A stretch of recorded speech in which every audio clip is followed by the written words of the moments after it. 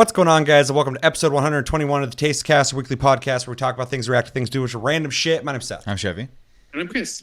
And quick reminders to download and play NBA 2K20 and Rise of the Tomb Raider, both offer for free on PlayStation Plus. Make sure to download those, play those, come back in like a week. And we're going to talk about those on Plus Club. Let us know what you thought of those games. We'll let you know what we thought of them. And our game of the month randomly picked is Dragon Quest Builders 2. And we're going to talk about that as well in about a week. We have a Discord link down below. You can talk to us anytime, all the time. We're on iTunes, Spotify, and the podcast platforms. If you prefer to listen to us, you can type in hashtag AskTLG in the comments on your comment. If you'd like your comment to be considered to be on our reading your comments and replying segment of Taste the Cast, which we will be doing this episode. 100%, I promise. It's happening.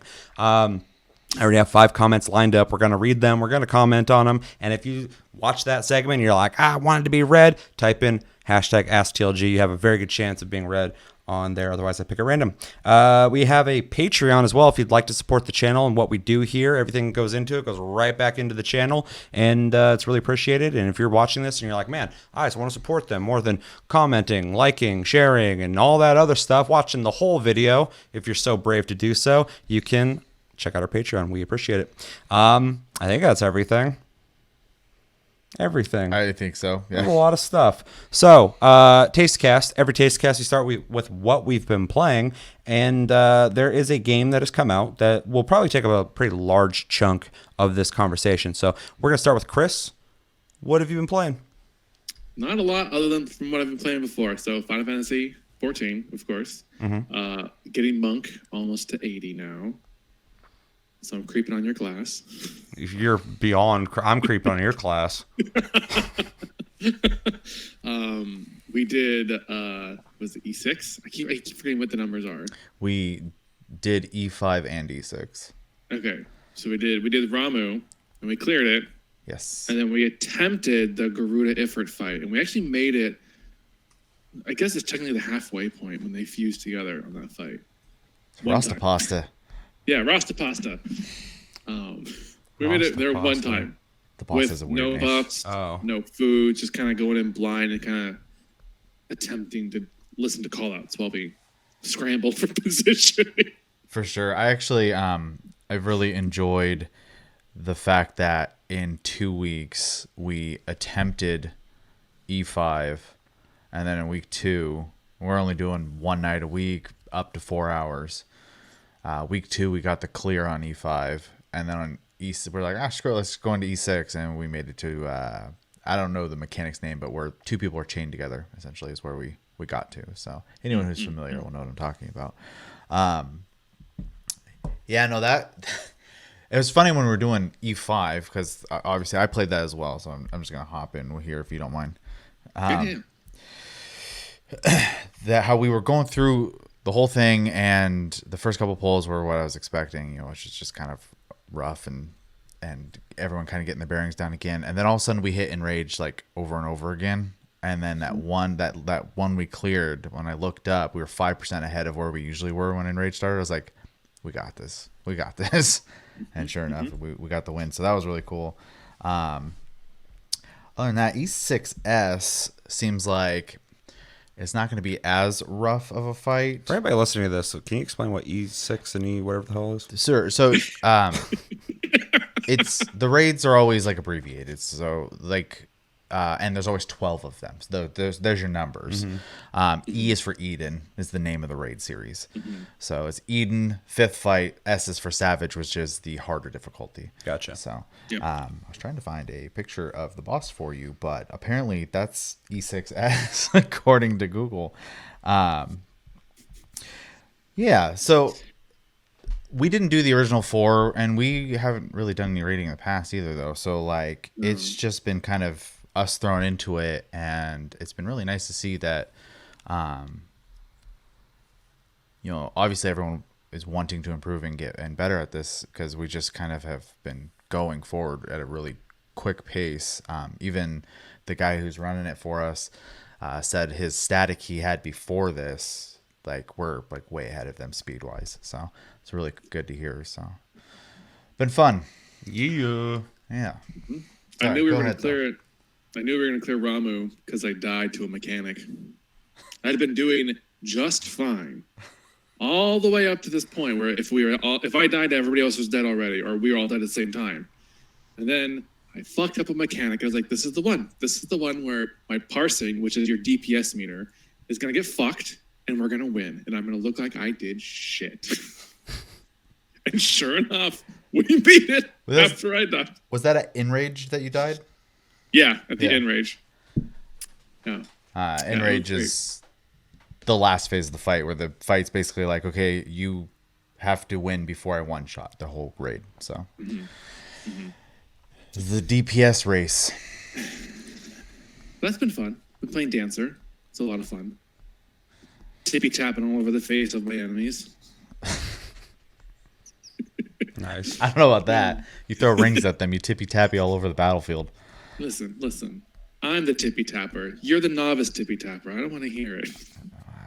I'm the cloaked person who keeps everyone alive and sits there and stresses out. You run around and throw sparkles at everybody, okay? Expert tippy tapper. Professional. And then the only other game I've been playing, I think it's Overwatch, because I've been doing I did work for the last couple of days, and my sleep schedule got really fucked up. So I was doing a lot of wedding work and staying up for days in a row. Damn. Pokemon. I've been playing Pokemon Sword. How's that? I think I've gotten to the point where I'm like grinding now, trying to get like a better team comp, and so it's just kind of grinding, trying to level up on my pokes. That game came out and got a lot of people upset about it. As someone who is playing it, are you enjoying it? Oh yeah, I have a lot of fun with it. That's cool. I understand where people are like upset because apparently a lot of the older Pokemon aren't in it, but as someone who's just playing the game and just kind of playing through it and enjoying what I'm finding so far, I haven't really noticed that the older Pokemon, all like 487 other Pokemon aren't in the game yet. Yeah. So, yeah, I feel like, too, if you're not playing every single Pokemon that comes out, it's going to hit you a lot less than somebody who's like a long time, like, I've been collecting since the beginning of time, and you're going to fucking deny me this. Like, I get that. So I'm not really on any side of it. So I did kind of want to pick up that game, but I heard a lot of negative things. So I'm having fun. That's good to hear. I've heard gameplay wise, it's supposed to be a very good game. So I mean, that's pretty much what I'm after. So there's some good quality of life changes that I've noticed since the last iteration that I played, which I think was X. Also Gen 7. So I think it was X2. Something like that. I can't remember. You were holding one face for so long, I thought you froze. X. Like, X, I think was the last one I played. Just probably the one I've stroking played out. the most in recent time was the X and Y series. I don't even know the last one I played. Temtem. That's the last one I played. You played Y. There's a lot of nice quality of life changes of like, just like in the battle system, if it'll tell you can tell it to indicate whether your moves are effective or not effective or don't affect the enemy at all, which is really nice. You have to memorize all 27 types and what their strengths and weaknesses are and how they interact with each other. You have dual typing. Sun and Moon did that? I think so. It's been a while. I couldn't beat that game. It felt way different. So it's fun though. It's kind of like a weird combination of old Pokemon games and Pokemon Go, because your wild encounters, you're not just walking through tall grass and just randomly happen. You actually physically see the Pokemon kind of walking through the grass, and you can avoid them or run into them to fight them. It's really cool. Kind of makes the world feel more alive. Sorry? You do prefer it then? Yeah. Okay. Cool. I like it. It feels more lived in. It feels more natural. It feels alive.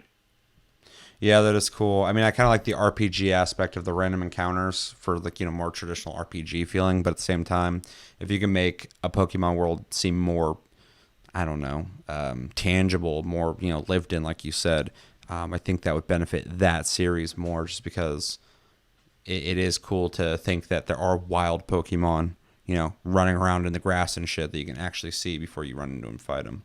Yeah, So it's that's just cool. really cool. And there's flying ones. The ones that fly actually fly around in the sky around you and stuff, and will dive bomb you and stuff. It's really cool. Okay, I was going to say, how the hell do you get them down? Shoot them?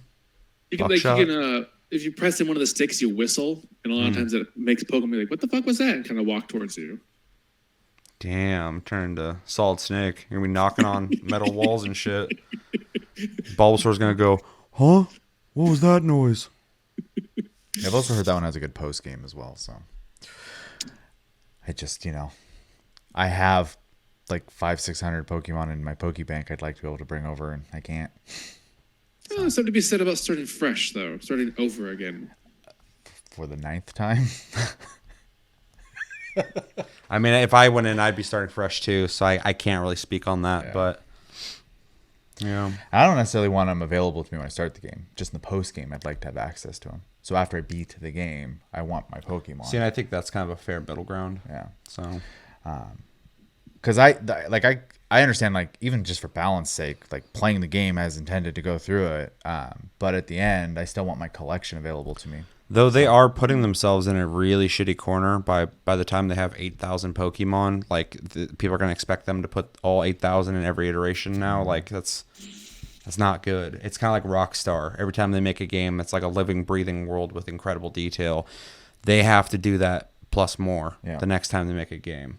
Mm-hmm. And so, like, it's never going to they're never going to just have this easy ride unless they go the Bethesda route.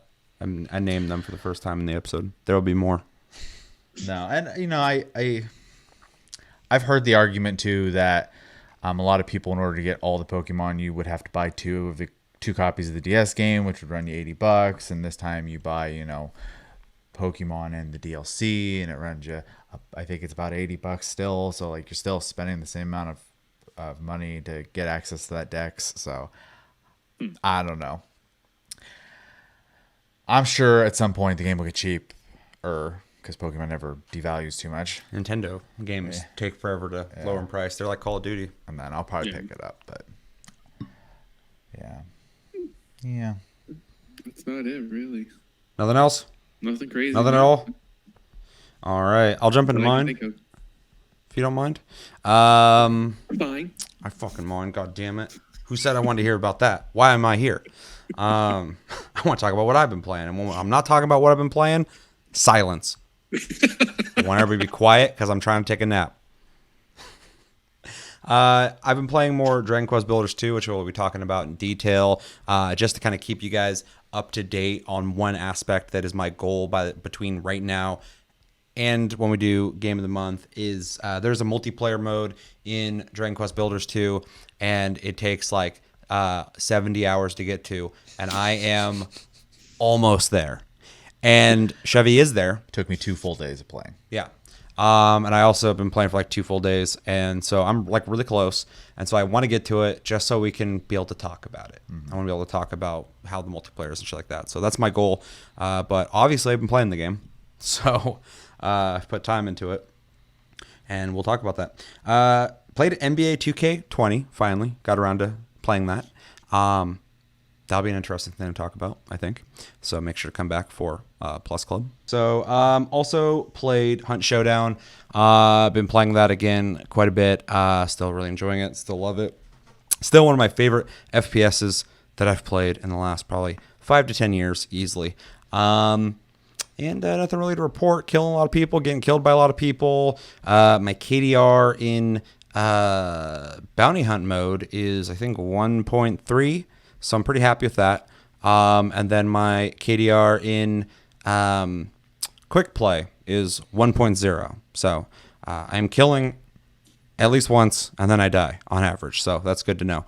I always strive in an FPS that I'm trying to be competitive in to at least have a 1.0 KD. Anything below that, I feel like I'm not being effective. So that's good. Although I am right now playing a lot better than I did when I first started playing the game. So I'm still trying to catch up to my shit KD that I started with and trying to correct that. So it is just going up, which is really cool. Also played Dead Side with a member of the community. And if you don't know what that is, it's kind of like DayZ, except for there's no zombies. There's just dudes with guns that roam around, NPCs. And they seem to be fucking pinpoint accurate. The first time I played this, their AI was kind of wonky, and I would still argue their AI is still very wonky now, but they got like a lot more aggressive. When I went into a server, the first time, they wouldn't enter buildings. They would just run around the building and try and shoot you through the windows and shit. Now they just like walk in the building, walk straight into the room you are, turn around, go boom, and shoot you and just walk out. And it was horrifying the first time because I wasn't expecting it. This happened to me twice. I was just in a building searching for shit, and I I see how the door go, and I like turn, and this guy just like marches in, turns, looks at me, goes boom, and just like walks out. I'm like, all right. So, but once you get kind of used to the idea that the NPCs will just fucking murk you instantly, you start playing extra careful. And so we were playing, and this game has like random missions that will pop up on the map too, so that's different than DayZ. And they essentially kill all the NPCs in this area, and then a box will become available, and you get like money and loot and shit. And so that's kind of cool. But yeah, you're pretty much just like slowly sweeping an area, just like killing people, and it's fucking sounds really basic, but because it is hardcore, it is in the sense that you get shot like once and you die. It's still pretty fun because you're just trying to survive these encounters or whatever. So it's pretty fun. It is absolutely underdeveloped though. It is not finished, but there's a lot of really cool stuff on the horizon for this game. I know they want to add, like, I think they already added the base building. I think that just got implemented. I know they want to add like I don't know if cars are in or not, but I think they're going to add stuff like that.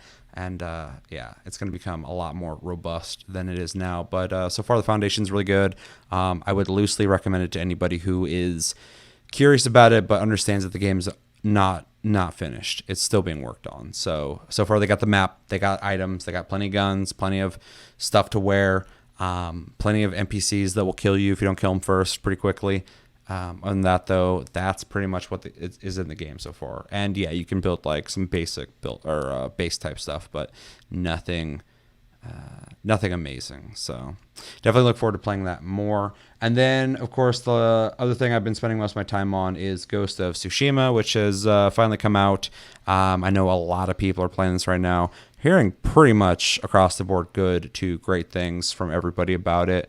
And yeah, I'm also very much enjoying it. I know you've also been playing Ghost of Tsushima, so I figure we can just have a general conversation on our impressions of it. I'm sure people are going to want to know about it. Chris has not had a chance to play it yet. And for anybody who also hasn't played this or is worried about, I'm not as far as you, or maybe you're way further than me, we're not going to talk about like story spoilers or anything like that. We're just going to talk about our general impressions, what we like about the game, what we don't like about the game, blah, blah, blah.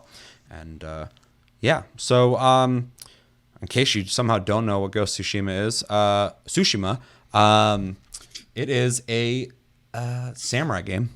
And yeah, in that the island of Tsushima is invaded by Mongols, and they cause a fucking ruckus, and now it is put upon you to take the island back from these invaders. There's a lot of other things going on in the story, but that's basically what it is. And it is a pretty, straightforward third-person action game meets stealth game. You run around on foot or horseback, going to kind of like Far Cry, going to different encampments and taking them back, exploring the map, finding all these cool collectibles and all these different places like hot springs and places to write fucking haiku and all sorts of stuff like that. And you get things for doing all of these, which is really a great feature for someone like me who is not a completionist at all. So, but in a game like this, I'm like, wait, I get things for doing all this? I'm going to go do that. Being completionist gives you stuff, so. Yeah, exactly. So now I'm like, oh shit, there's something on the map. What is that? Everything. Yeah. I'm like, oh god, what is this? And yeah, combat pretty much consists of the game locks on for you, which is interesting. If you look in a direction of an enemy, it locks onto that person. For the most part, it works pretty well. Sometimes it does some weird shit. But yeah, it's pretty straightforward in its combat. It is a little more, I hesitate to say slower pace because it starts off like that. But if you get proficient at it, it starts getting really quick. But yeah, third person sword combat, bow and arrow, stuff like that. But then it also has a stealth element where you're able to have quite a bit of tools actually at your disposal to sneak around, to take people out quietly. A lot of things in a skill tree that allows you to, kill a guy from behind, kill 2 people at the same time, kill 3 people at the same time. Some really cool stealth stuff that I'm really happy with. And yeah, I mean, so the gameplay is pretty well divided between, I would say, a third-person action game and a stealth game. Let's just talk about the first thing, the way it looks. The game's beautiful. It's beautiful. Man. It's a beautiful game. Horrible game. Ugliest game I've ever seen. Most pixels ever. Too many pixels. Too many colors.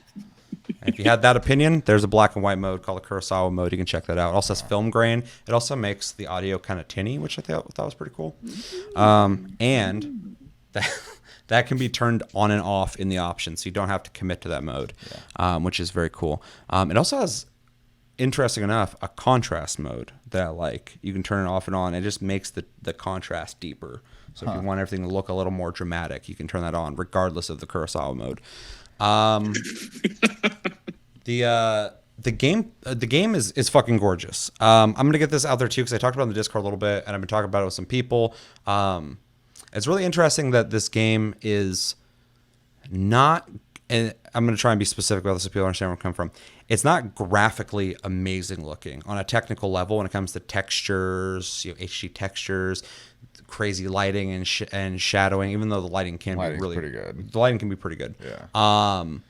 But what they do with the sheer amount of foliage moving, grass blowing in the wind, trees moving with their branches swaying in the wind, actual wind effects, particle effects floating around in the air constantly, groups of like 7 Mongols just kind of wandering around together at a time. They'll all attack you at the same time.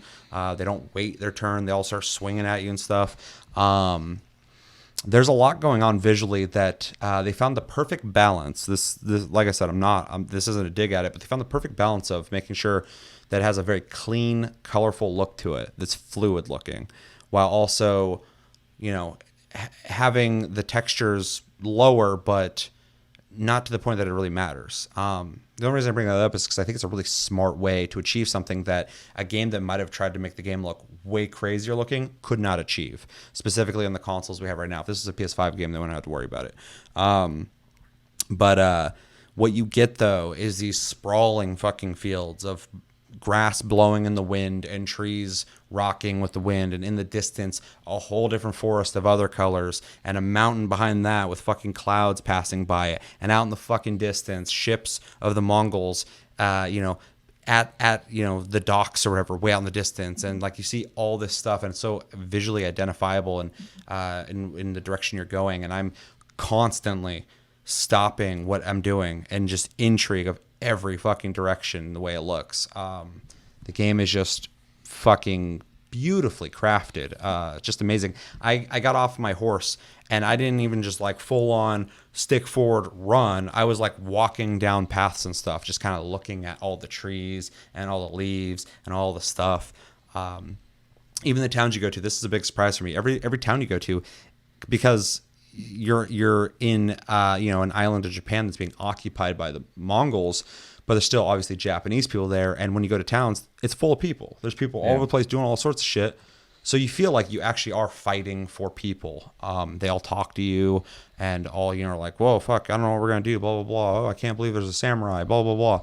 And it creates this atmosphere that feels beautiful, and one of the things that I think is interesting is just how beautiful the fucking island is. It feels like it's something worth fighting for. It's interesting. The people, but also what you have, the culture, all that stuff. It's really fucking neat. But yeah, I mean, I'm just kind of gushing here. Well, I mean, the only thing I can really even add to that is I agree. It's really easy to like play a big open world game and just kind of like rush around trying to get to point A to point B as quick as you can. I almost never use my horse at all in the game. I'm usually just walking everywhere just because I'm just taking it in as I go.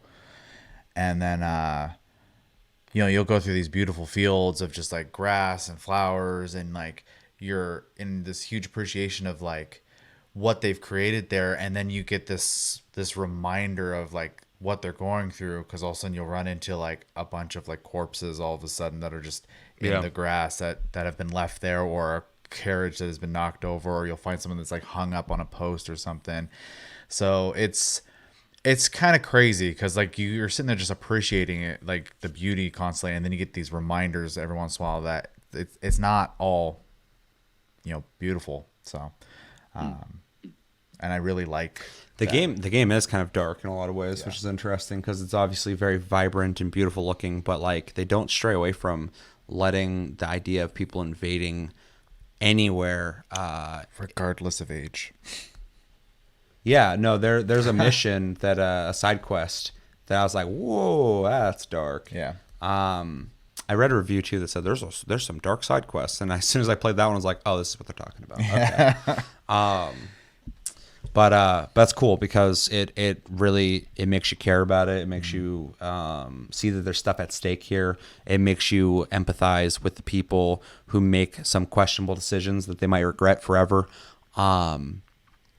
Yeah, I really like it. I really like that aspect that they're not afraid to go dark with it, because it could easily just be a run of the mill, third person action game where you're just the chosen one who's gonna take care of everything. And in all fairness, this game takes a lot of hints from so many other games.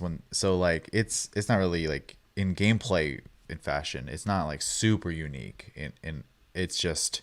It took a lot of things that worked well in other games and it used them, and I love it. Don't get me wrong. I don't have an issue with that. I just think it's interesting because it feels kind of like most Ubisoft open world games in a lot of ways, and a spattering of them, not just one specifically. Without Sucker Punch's philosophy on what they thought about before they started working on this game, any other game following this exact same format would not have been able to nail what they've nailed here, because it does follow a lot of rudimentary things. There's encampments you got to take out, and once you take control of those, it opens up the map more for you, which is very typical of a lot of Ubisoft games. The combat, I think, is very well done. There's a lot of games out there, though, where you're like locking onto people and fighting them. The stealth, I think, is good. It's not the best, but it's better than the average fucking game. I think stealth in a lot of games is shit. And in that game, I play it like Splinter Cell. I'm like running, fucking taking people out and running to the next guy and being really sneaky. Dive under houses. You can crawl under houses. Yeah, it has floors, all these tools to do stealth stuff that I really appreciate. A lot of cool stuff there. Yeah.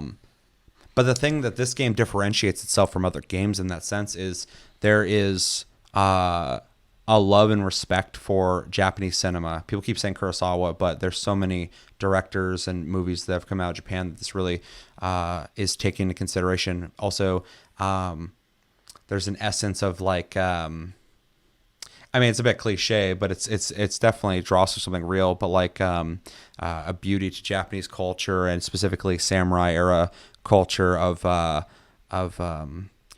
writing haikus and like taking in the landscapes. There's any film buffs out there. I forgot the fucking Japanese name for it, but there's a name for scenes in Japanese cinema, but it's any cinema. The French have this name for it too that I can't remember right now.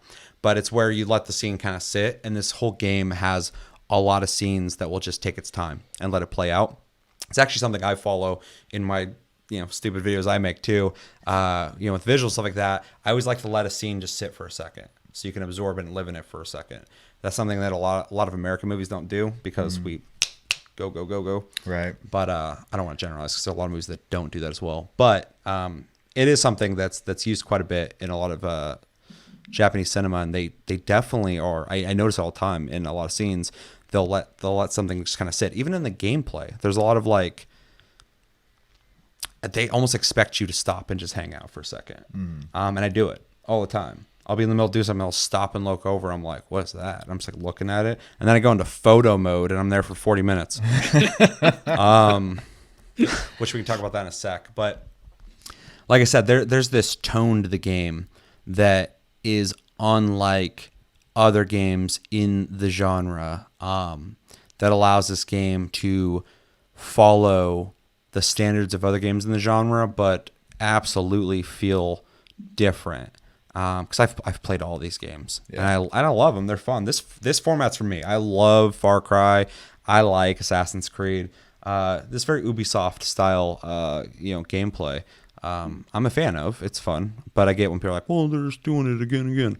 I get it. Just don't play it. But this one, it just has a completely different feeling. I mean, even riding your horse feels different than a lot of open world games, because a lot of open world games are trying to go for like this realism with horses, which I like, for the immersion factor or whatever, that they kind of move kind of like a boat or whatever. And this, your horse whips the fuck around in this really fluid motion. Like you'll be like, I'm like zigzagging through trees and shit, just like riding really fast. There's just wind and leaves everywhere, and it has this visual style to it, and also has a control to it that I fucking love.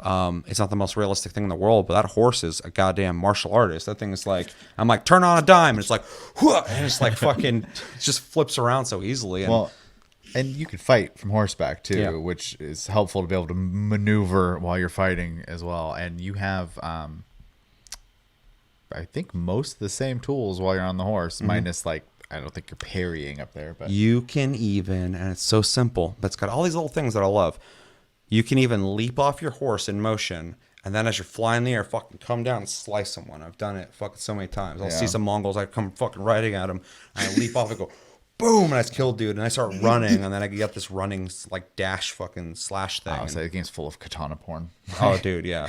Constantly, I'm just like running through people, going boom, boom. I'm like, oh, I love this. I mean, the game has a system called standoff, where like if you, because you know the samurais aren't like sneaky essentially, so like you go up to an encampment and you go, hey, someone fight me essentially, and so they'll walk up and then you have your hand on the sword and then they rush you and you boom just cut through them and you can expand that, and it's all these just very precise kill shots. So yeah, and it's at first it kind of felt like a gimmick as a mechanic or as a visual thing to go, oh, that's cool, you can do that, but it allows you to play differently a lot of times. Do you want to be the honorable samurai, or do you want to allow to be the dishonorable ghost stealthy ninja type? For sure.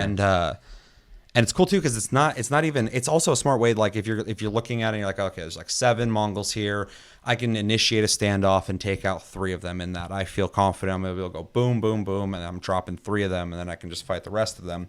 And if you're just planning on going in guns blazing, that's kind of the way to do it. But even when you're stealthing around, if you, I don't know if you've encountered this yet, but if you kill most of the people in the base and you're still sneaking around, it'll give you that standoff option. It's like you'll like just stand up, you're like, all right, I'm here, and like they'll just run from the camp to you, and then you can just fight them. So if you're kind of getting sick of stealthing around, and you're just like, I just want to clear this place out, I don't want to look for everybody anymore, you can just yell, and then they'll come running for you. And the way he says it is like, like he's a samurai, he's like, fucking come face me, let's go. yeah, And it's like small systems like that like not only thematically fit with the story and the overall samurai thing, but it's also a cool mechanic to go like, okay, I'm done stealthing, let's just fucking get this over with, and then everyone shows up and you fight them and have like a showdown, right? And it's fucking neat. So it does things that other games in the genre don't do. Yeah, so for sure. Cinematically, it's gorgeous. The gameplay is fluid and plays well, but I need to know one important question. And this is the most important question of all. Character customization. There's a lot of can I have outfits? Can I have different weapons? Can I have different looks? You have a katana. It's your katana, but it has skins that you can unlock, and they do vary quite a bit. So all your weapons upgrade, it seems, at the point where I'm at in the game, about 5 times a piece. I think it's 5. I can't remember. 4 or 5, I don't remember. You can put modifiers on them, essentially. And then you can buy skins, so your Tonto and your katana and bow and something else, I think. You can change those the way they look, but then, you also get outfits. They can all be upgraded, and I think they change the way they look as you upgrade them. Yeah. And then you can buy different paint jobs for them, and then there's different head or helmets and hats you can put on. Which are purely cosmetic. Hats are purely cosmetic. And you can choose to have them, not shown at all, don't wear them, or in cutscenes, keep them off. Oh, and masks. There's masks, which I fucking love. I have a gold headband right now with a black, very samurai-looking mask, and then I'm wearing the adventurers outfit because I like that it opens up where you've been on the map more than if you don't have it on. Although the armor, I guess, gives you more armor, which makes sense. I haven't been using it. Yeah, it gives you more hit points as well. Yeah. And then I have a bunch Aesthetically, of I love charms it. equipped that are for healing faster and having hit points. So Yeah, I have all stealth shit on. yeah, not me. I play mostly just actiony, but I like running and fighting people and then dropping a fucking smoke bomb and just start taking dudes out. I love that you can be in the middle of a fucking fight, throw your smoke bomb down, it stuns people. Like, what the fuck? It's not very long either. There's like, whoa, and then you can either get the fuck out of there and go hide, or you can start just like slicing people up and start doing assassinations in the smoke. And I fucking love that shit. So I'm just like boom, boom, boom, boom. Just like it's very satisfying. Yeah, I didn't buy the one. I bought the sticky bombs, and if a big guy runs at me, I just throw it at him. It hits them. They stumble, so it keeps them away from me for a moment. But also the concussion, anyone next to them also stumbles. Oh, nice. So it just buys me time.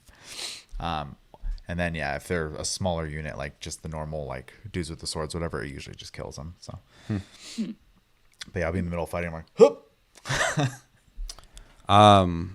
Combat I really like. Yeah, It's simple and complicated at the same time. My one gripe with it, and I experienced it more than a couple times at this point, even in one-on-one combat, is there's no button to lock onto people. If there is, let me know in the comments. I don't remember it telling me anything about that. But your guy will automatically, depending on what direction you face your character, will lock onto somebody. Sometimes it'll stop locking onto them. It mostly happens when I'm fighting with just one person, though. But like in one fight, I'm like fighting this dude or whatever, and then all of a sudden I go to a move and he faces the opposite direction, swung that way, opposite of the guy, and the guy's ran behind me and hit me. And I'm like, well, that's annoying. But other than that, combat is pretty straightforward. There's the stealth stuff. You go up behind them, you stab them. There's upgrades to be able to kill more than one person, which I fucking love. I love the game allows you to just start off being able to jump off roofs and stab people. That's a go-to move for me. Then normal combat is pretty much like, locked on. You look at characters. It kinda sometimes in its idea reminds me of like Batman, but it doesn't have that system that almost feels like auto fighting like in Batman. It's just when you're fighting this guy, you got to face him with your stick, and if there's someone behind you, if you just pull your stick to that direction, he'll look at that guy. Yeah. But other than that, it is very controlled. It does feel like every swing you got to think about when you're swinging. When they swing at you, you can dodge back, you can roll really fucking far. You can parry, you can block. I never block. I hate blocking games. I don't like to let you hit me. But I like the parry because when you do it, you kind of throw them forward. They like kind of like stumble past you. Yeah, and there's an add-on to it that'll, if you go parry swing, you get an increased damage. So usually it'll just kill them. You go, boom, which I love. Yeah. The combat's fun. And if you like samurai shit, it's also 4 stances. It's cool. Yeah, there's 4 stances. You can switch it to them at any time, which is nice. You just hold R2 and then hit either X, circle, triangle, or square. I hesitate to make this comparison because people early on were like, "This game is a game like Sekiro." I'm like, no, it's not going to be like that at all. But Neo has a stances you can change as well. Yeah. And this game does something similar to that, which I really like. Similar for sure. It doesn't have the high-low stance thing, but there's 4 stances. You just hold R2 and you're able to switch to one of the 4 stances. They all have their strengths. One's good against shields. One's good against just like infantry. And I would say the initial stance is good against swords. The second stance gets against shields, and it's the stance where you hold the katana above your head like this. Yeah. So, I don't have the other 2 yet, so I don't know what they're for. But I love that. I love just the sword impacts because like if you like draw your sword back like this and stab forward, you can hit them and they'll take damage. But if you kill them, you like drive it through them and then pull it out. And there's so many times there's moments in fighting where somebody will like not die, but they're on the ground crawling, and you can walk up and just go stab through them. And it's just so, what you want from like samurai cinema, that kind of shit. But also, those executions give you resolve, which is your resource in this game. Which is something we should talk about as well, yeah. So you don't have like health potions and stuff like that in this game. You have a system called resolve. So as your character is dying, you could spend some of your resolve to get back in the fight, essentially. And you get that back by doing essentially like heroic deeds. So like if you do a perfect parry, you get some resolve back. If you do an execution, you get some resolve back. If you can kill everybody and no one sees you, you get EXP and some resolve. So like, the game rewards you for just like, not even necessarily not being seen. If you don't get touched, is what I meant to say. If you don't get hit in combat, you get a little bit of free EXP for that. You try to do all these things in combat though to build your resolve so that you have a backup for some of the moves that use resolve. Like for instance, if you get downed in this game and you don't have the perk for it, you just lay there and people just come and start kicking you and then eventually finish you off. And when I first saw that, I was like, what the fuck? Get up or just kill me, dude. But then there's a move that if you have enough resolve, you can get back up. Yeah. After they down you. And just like when you heal, I think it's kind of neat. You don't eat anything. You don't take a potion. You just literally kind of go like, and like hit yourself and like get amped up. Yeah. He's like, and like he gets like kind of fucking, he just gets amped up in the middle of combat and it kind of gives you a boost on your health and shit. So I kind of like that. And if you don't have the resolve, you can't do that. I think it just kind of fits into that, samurai, like warrior, like, honor, type thing as well. So I don't know. there's a lot of thought they put into the systems of the game, and like we've said, earlier, even though they're all borrowed, they still feel like they were still tailored for the game. It owns everything that it took from other people. It respectfully takes ideas from other people, but it doesn't lazily take them. For sure. It goes, those are cool, fun systems, and it's going to work perfectly with our idea of how this game can be realized. It's so Japanese. For a Western and it's company. a Western company. It's so weird. This is such a Japanese principle of like taking something you really enjoy and really making it your own and developing it in a way that's just like astonishingly fits well into whatever situation you have for it. Well, the thing that's cool about this game too, like I always love watching. I view directors, I view developers almost like bands. I'm weird like that, so I like watching their trajectory and their careers. Naughty Dog's been a really interesting one to watch. A lot of companies. So people do that in the anime field too, with the production companies. So. Yeah, and that's how I am with. I mean, I view all these people as like people with careers and how they go, whatever. And Sucker Punch has always been a company I've always said is like really talented. They're a AAA developer. They make really expensive, really good looking games. But Infamous never hit for me. Same. And they always felt not immature in the sense of like they're for like dumb kids or something like that, but they felt like fun, punk, fucking comic book style games or whatever. And it just wasn't for me. But just like Naughty Dog started with like Crash Bandicoot, went to Jak and Daxter, Killzone, Horizon Zero Dawn. Well, that's I was just bringing up another example. Yeah, of a change of exactly. pace, Yeah. Well, Killzone is kind of gritty too, though. But Horizon Zero Dawn is there's this maturing that happens with some developers, and I think like this is the first we're seeing of Sucker Punch. Their past and how they built up their company, but I think this is their moment in their development of their games where they are starting to mature as a developer, because this game takes a lot of the fun factor. This game is kind of gamey, and it's a fun fucking game to play. I mean, one of the upgrades is cutting through bamboo. So yeah. And there's always like little things to do that's really fun. But there's a fun factor to this game that I've been saying recently that I'm kind of burnt out on AAA games. This game cured that. I'm playing it. I'm fucking having fun. I'm not playing it for the immersion. I am playing it for all those factors too, the storyline, stuff like that. But I'm also playing it because I'm enjoying the gameplay. And I enjoy the gameplay, obviously, on other games that are AAA, but some of those games are trying to be so immersive and realistic and as cinematic as possible and pushing the limits of what games can do and the graphics and the mocapping and all that shit, that at their core, they're like a third-person shooter. They can be.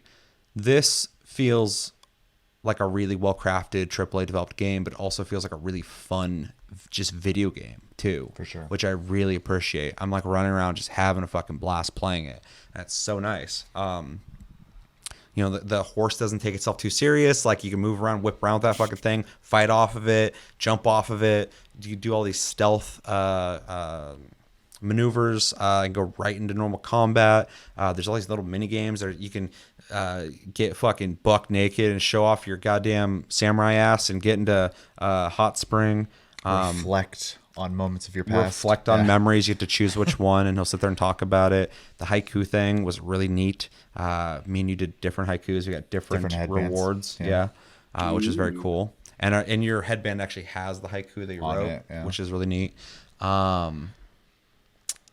Going back to the design too, the game doesn't have a traditional HUD. It has a map you look at, which is traditional, but like, and we've virtually no HUD. We've already talked about it because it was shown in the trailers, but experiencing it, the wind guides you, but also birds will fly by you and guide you to something. There's a cool fox dude who just kind of hangs out, and then you go up to him and he's like, "Hey, follow me." He starts running and you follow him, and then like he just kind of hangs out while you do what you do at the end of wherever he's leading you to. And then you can pet him, which is cool.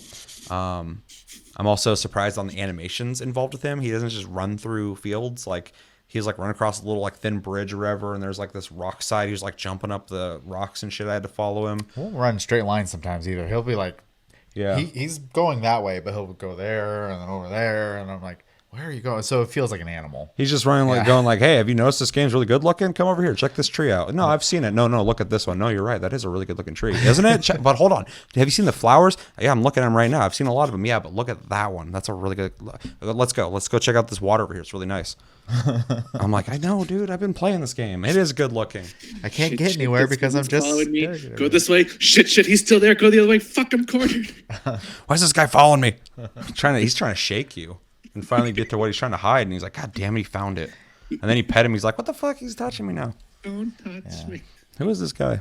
No, it is really weird how like they managed to effectively. There's still some UI there, but it's pretty much gone. Yeah. Because even like you said, the lock-on system, there's no clear indication other than like your posture towards someone. Here's the ultimate question, though. Do you like it? I do. Yeah.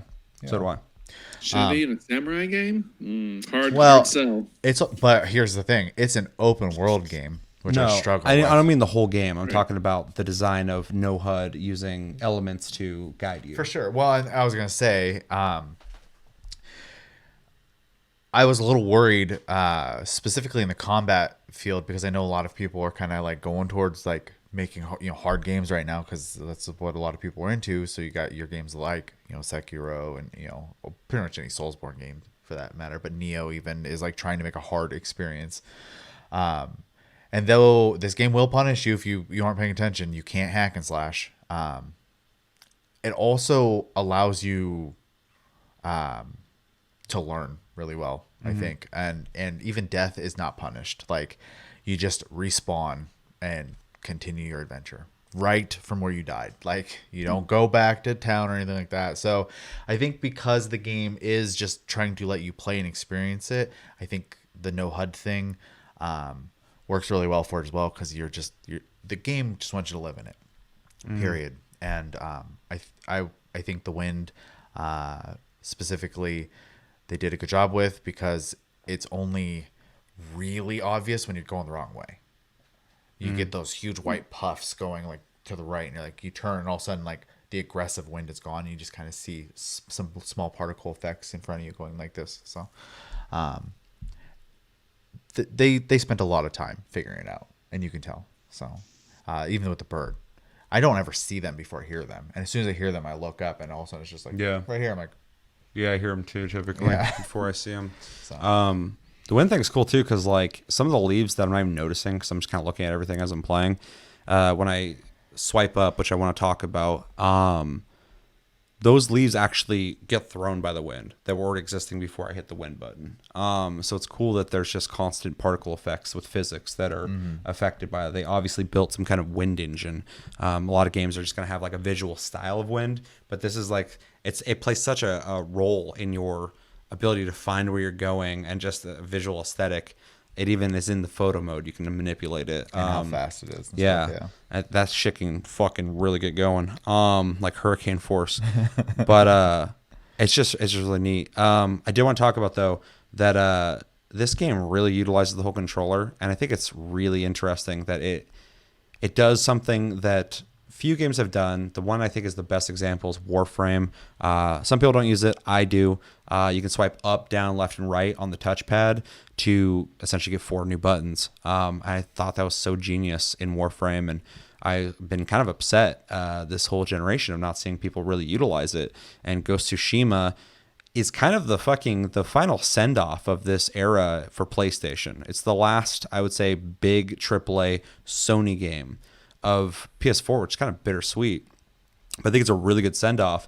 But it also fully utilizes the DualShock in every capacity. It uses that swipe feature. And the speaker. And it's really interesting. It's like, I don't think they planned it that way, but that's how I interpret it. When I'm like playing it and fully using every like thing that controller can do, I'm like, this is like really fitting to be like the last big game of the PS4. And it actually has like, you swipe up, swipe down. If you swipe left, you pull out like a little fucking wind instrument, start playing it. If you swipe down, you bow. If you swipe up, that's the wind. And then I forgot what right is. I think that's putting your weapon away or pulling it out. Yeah, unsheath, sheath. Yeah. And then, every other button on the controller does something. And a lot of the buttons do there's a lot of buttons. You have to hold R2 to access fucking 8 more things. And also, it doesn't feel conventional, but once you play, it makes sense. So. The controls are their own. It's not following any other game, and it has no archetypical control scheme. And at first, you start playing, and you're so used to playing every other game that exists. You're like, what the fuck? Why does R2 interact with things? And why does it also let you access 8 other like macros essentially? And then after a while, you're like, because there's no other way to fucking make this work. Yeah. And it works just fine. You're just so used to playing every FPS, and fucking circle is your crouch button, X is your jump button, and then you're playing this and you click in R3 to fucking crouch down. Luckily, I have 2 paddles on my controller, so I program those to other things, but which is nice. But yeah, first you're just like, what the fuck? And then it just works really well. So I really like the way it's set up. Again, I want to emphasize, and it's a little late now, I'm glad that they added enough things that they could really fully utilize using the touchpad to its full capacity, because that's something I've always thought was just such a neat idea, to be able to add more buttons without having to physically add buttons to the controller. I mean, hell, the stealth mode, you have to click the pad in, so yeah, for the listening. Yeah. Yeah, they really push that controller to its fucking limits on what it can do. It's crazy. Which kind of adds to, it's not just a basic, I mean, in principle, it's a basic third-person action game, open world game, but the amount of things it allows in your tool belt to do really makes you be able to play how you want to play it, which is awesome. Every time you go to any encounter, you can stealth in, or just literally walk in, start swinging, or literally walk up and just announce that you're here. Hi, I'm here. And then they get ready to fight you, and you gotta. Also, I usually start off my fights by finding the archers and shooting them, and then while people are rushing at me, I'm like, okay, finish getting the archers. Okay, time to fight these guys. So I'll be in the middle of a fight, like slice people with a sword, and then I'll see an archer and I just go and I shoot him, and I keep fighting and shit. So my FPS muscle memory kicks in on that. Also, like, if I'm getting in trouble, I'll just throw kunai real quick. Which are way more lethal than I thought they'd be. Yeah, they'll kill. Yeah, a lot of times you'll hit one time and it kind of breaks their block. They're like, whoa, and they get staggered, and then you throw them again and they go, and they just like die. And it's awesome because you feel like a fucking ninja. It's also nice just when you're like samurai fighting, and you're like, bop, bop, bop, and you go, throw a fucking kunai and kill them, and it's just like, just drops them. I don't know, it feels satisfying. Yeah, it always feels good, with the exception of the game does have the occasional bug. So, I mean, like... Yeah. It's not as buggy as the videos I saw before the game came out, but it is buggy. There's some bugs. It's not Wolsen, but it's... No, it's not. I don't want to... Don't get me twisted on this. Fucking, it's not fucked up. There's just a couple things. Yeah. The lock on, these are all things that could easily be fixed too. The lock on needs to just work most of the time. It needs to be like autofocus on a Sony camera. Photographers, if you're watching, you know what I'm saying. There's no, everybody's like, what are you talking about? Fucking, it just needs to fucking lock. It needs to work. You need to be able to like go, it's going to work every time. Yeah. But also bears. Have you seen bears? Yeah. In the fucking game? First off, they're really weak, which is weird. I've not had to actually like get into conflict with them. They're always dead when I get to them because the Mongols were fighting them. They kill Mongols on my old time. I'll see like 3 Mongols fighting them, and by the time I get there, the bear's just chewing on them, and then I just go. Yeah, there's usually 2 head. dead Mongols, a bear, and then another Mongol wandering off as if nothing happened. It's scary too. I'll be like riding by, and I hear out in the distance people going like, "Whoa!" And I'm like, what the fuck? And I hear, roar. I'm like, oh, it's a bear. They're always just the pigs are worse for me. I've never fought one. I assume they're pissed off because I'll ride by and it goes until you hurt them. It goes dung, and like I look over and it's like building up a bar. They're just like they're gonna start walking at you at first, and I'm like, what do you want? And they get close enough, like, and they'll charge. Oh. But if you kill one, the rest go bye. Then you run. I'm always riding my horse. I'm going like 70 miles per hour just through a field. Oh, see, I'm always on foot. I'm just out there just honking my horn and shit. And fucking, it'll go bong. And like, I see the little bars building up like they're spotting me. And I look over and the pig's just fucking, just bitching. And I'm still cruising by. I'm like, do you guys attack? And I'm just like, they have to get close enough, yeah. I never fought one yet. But the bears, fucking... They're just like walking through the woods. They'll look at me, start running. I shoot them in the face, and they die 1 arrow every time. To the body, it's like 3 shots, and then the bug aspect, the 2 bugs I've seen in the game, which is pretty good if we're talking about bugs in a game that will completely destroy a fucking game, an open world game.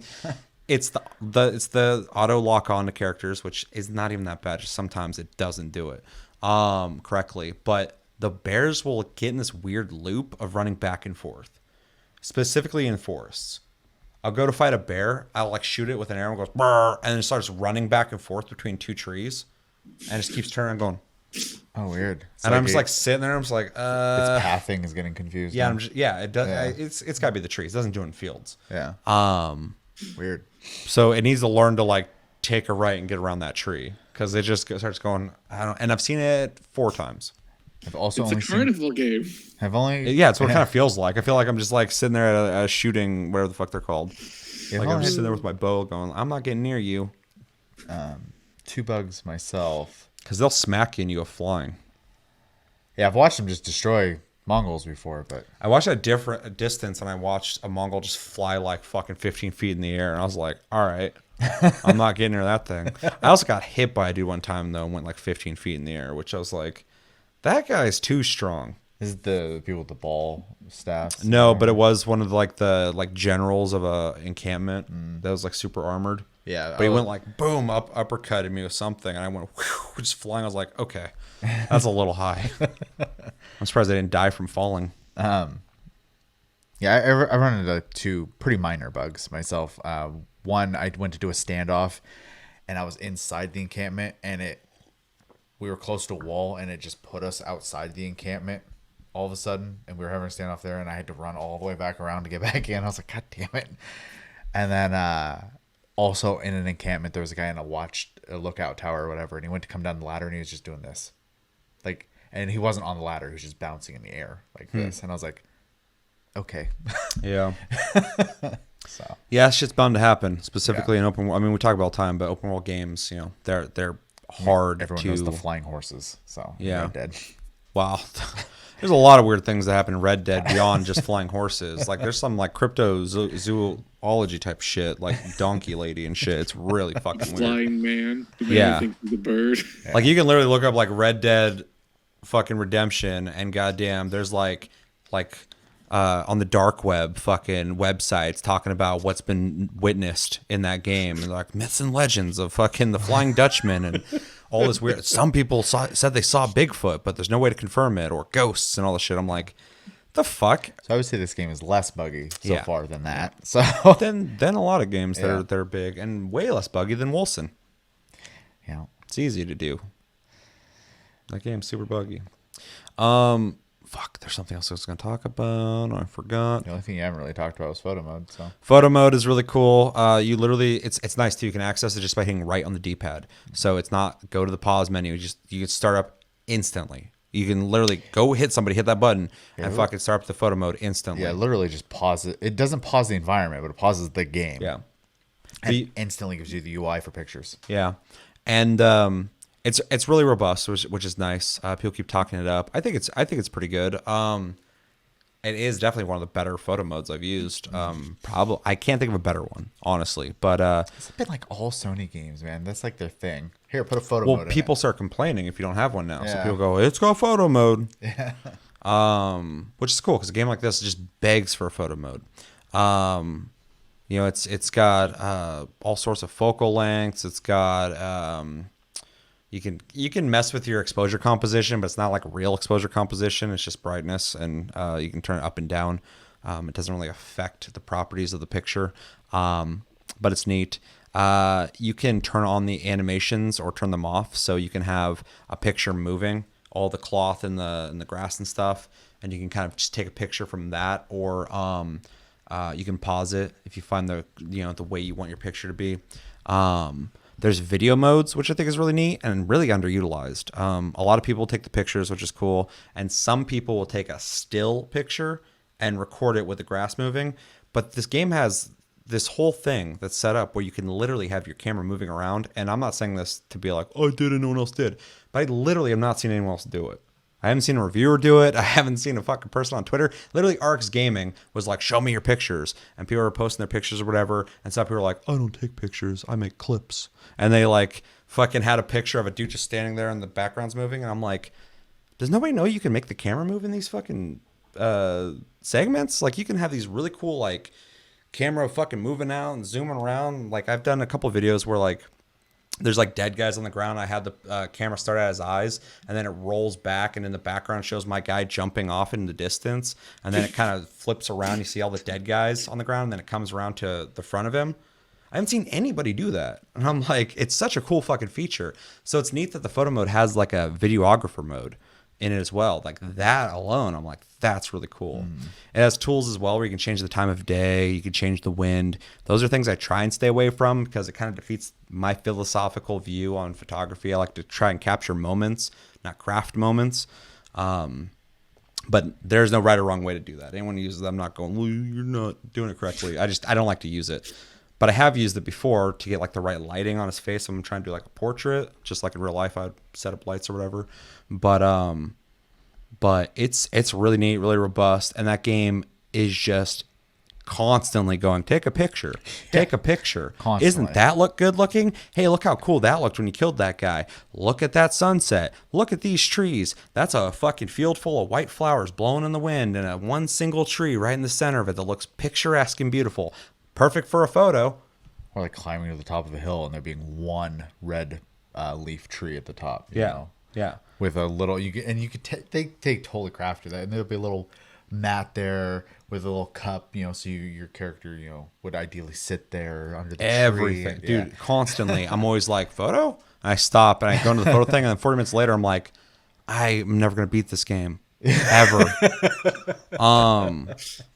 I literally was like, I gotta go kill these Mongols in this camp, and like I'm running at it, and I see them, and I'm watching them, and I'm sneaking up, and then I like looked over to my left, and it was nighttime, high contrast, tree line. You see the trees, pure black, but behind it you see a field of like flowing grass, and the moon was perfectly between the trees, with this cool light contrast coming through the tree cracks into this grass that's moving in the wind. And I just like looked, I was like, And I just like slowly walked over there, forgot the Mongols instantly, went into photo mode, and started fucking around. And I'm like, this is really neat looking. And then after I beat that same fucking place, there's nothing over there too. There's no reason for me to be over there. I walked over and there's all these little like Buddhist little shrine temple things with little heads and stuff, and this torch right next to them. And the lighting was perfect on their little fucking faces, and the back of their heads were all dark, so you had this really cool lighting thing going on. And in the background, there's trees that are slightly moving, where it had a really cool picturesque look to it, and it was just there. It was just part of the whole design of the area, and I was like, that's really cool looking. And so I sat there and took a fucking picture or video, but I make clips. But there's this one guy on Twitter that's particularly was like, I don't waste time doing photos, I make clips. And he had a picture that was moving, and I'm like, let me shove my glasses. Like everybody can make those, motherfucker. You're not just like me going like, why aren't people doing that? I'm not going, well, I make those. I'm just like, fucking make some. They're awesome. It's cool that you can even do it. There's so many. This game just begs to be looked at and absorbed, and wants you to take its picture. It's your show. It is my wife, yes. Just begs to have pictures taken of it. Exactly. I feel like there's more to talk about here. Story, dialogue. Some people are upset that the Japanese dub doesn't sync to lips, but that's an after added thing, so I don't think it's that big a deal. People don't realize that like it's literally the other way around. It's a Western-made game in English, just like if a Japanese game was made in Japanese, comes over here, the dubbing might be off in English. It's a weird thing they did here. Here's what I will say. The English voice actors, they come off as Japanese or Mongolian. Well, they had Japanese actors playing. Well, that's my whole point. Like they sound great in English. Yeah, they're all good actors. So some people kind of said that the main character is boring. I like him. I think he's totally fitting for, especially when you start getting flashbacks of him in his life or whatever. I don't want to get too into that. He's a fucking samurai. He's not going to be like fucking this charming Whoa! dude. Yeah, he's not going to be like, hey, how's it going? He's not Nathan Drake. He's not going to be like, I don't know, Sully. We're going to have to go in and shoot the Nazis and get that treasure. So fucking, I don't know, kid. Let's go. There's nothing like that. He's a fucking samurai. And a leader. Yeah. Or the head of his clan or whatever. Yeah. So, yeah. Anyways, I love him. I love everyone's voice actors so far. I haven't run into one voice where I was like, oh, that sounds awful. I'm like, man, this game just like they cared. It's the whole time I'm playing, I just feel like they cared the whole time. Everything. So yeah, it doesn't. Nothing feels lazy or wasted. I have my own problems, but those exist in every open world game, which is I can't seem to just play the damn game. I go, oh, I'm gonna hang out over there now. Did you do the side quest where there's like an imposter? Yes. That one was funny. Yes. I also like that some of the quests give you choices in how to handle the ending of them, especially with the other side quest at night in the forest. Did you do that one? What is it? I murdered everybody. It was As you would. I guess it doesn't spoil anything to say the beginning of the quest. The beginning of the quest was solving a ghost samurai out in the forest. I haven't done that. Shoot Okay. it. That's good. Yeah, that's what I would do. And if it doesn't work, move on from there. But if it does work, you're done. So it's might as well. Well, that didn't work. That one at the what end. next? There's an option you get to have as well. So, and it's really interesting because once again, you can either be more like a samurai or more like the ghost. So. Just a Scooby-Doo mystery. Pull the mask of the samurai goes, Ieyasu Tokugawa! Well, it's funny when you start it What I got away with the because two it of us kind where you of meddling comes samurai. off as that because people are like, you damn can't fox, go in the too. forest. The ghost of an angry samurai, blah blah, blah type of thing. And he's like a bard almost, or like sitting at a campfire in front of this forest telling the story. And your guy's like, ghosts don't need swords. That doesn't make sense. Like, so your guy's just like, I'll go look. Essentially, I think I initiated that one, but didn't do it because I remember him talking. People, there's an area where they're like, "There's a lot of ghosts over," and blah blah blah, and he's like, "Ghosts," and like, "Yeah, they've been hacking people up." He's like, "Spirits wouldn't need weapons." yeah, exactly. He's Yeah, like that's it. instantly just skeptical. Yeah. Yeah. So No, the imposter one's funny though, just because like that guy, just like you're hearing everybody's like, "Oh yeah, he's great," blah blah blah blah. Then he shows up, and instantly you're just like, "Hey." And he's like, "Oh, you're welcome here." He's like, "Okay." And you start asking the guy questions. He's like, "We'll talk about it later." And your guy's just go like, take a bath. and so your guy's just like, "Bullshit. I want to see his horse." And then you walk out there and you're like, "This isn't a fucking samurai." And he's just like, "I'm out of here. Like, I've been busted. There's a real samurai in my house right now." No, there's some cool side quests, storyline wise. Story so far, I think is serviceable. I like it. Yeah. Without going into any details, Probably the although weakest point in the game, honestly, right now. yeah, it could get way better. Could. But it just pretty much exists to get the story going of get the Mongols out Yeah, of it's here. not bad. It's just Yeah. it is expected, pretty much. Yeah, it's still good though. It's Yeah. just nothing like fucking crazy. Yeah. I did like the intro though. I thought it was really neat. The way it was set up. The intro title, title, was yeah. just like I literally paused the game after it happened and walked out and talked to you. I was like, "Did you see that?" Sees your eyes like burns, like music starts up, shit, doo doo doo, and it's like you're just going through that fucking field, and it's just like perfection. Yeah. I love it. The build up took forever, and then that happens. You're like, "I'm in it, dude. I'm playing this." It's really good. There was a field I went into, no mission was happening.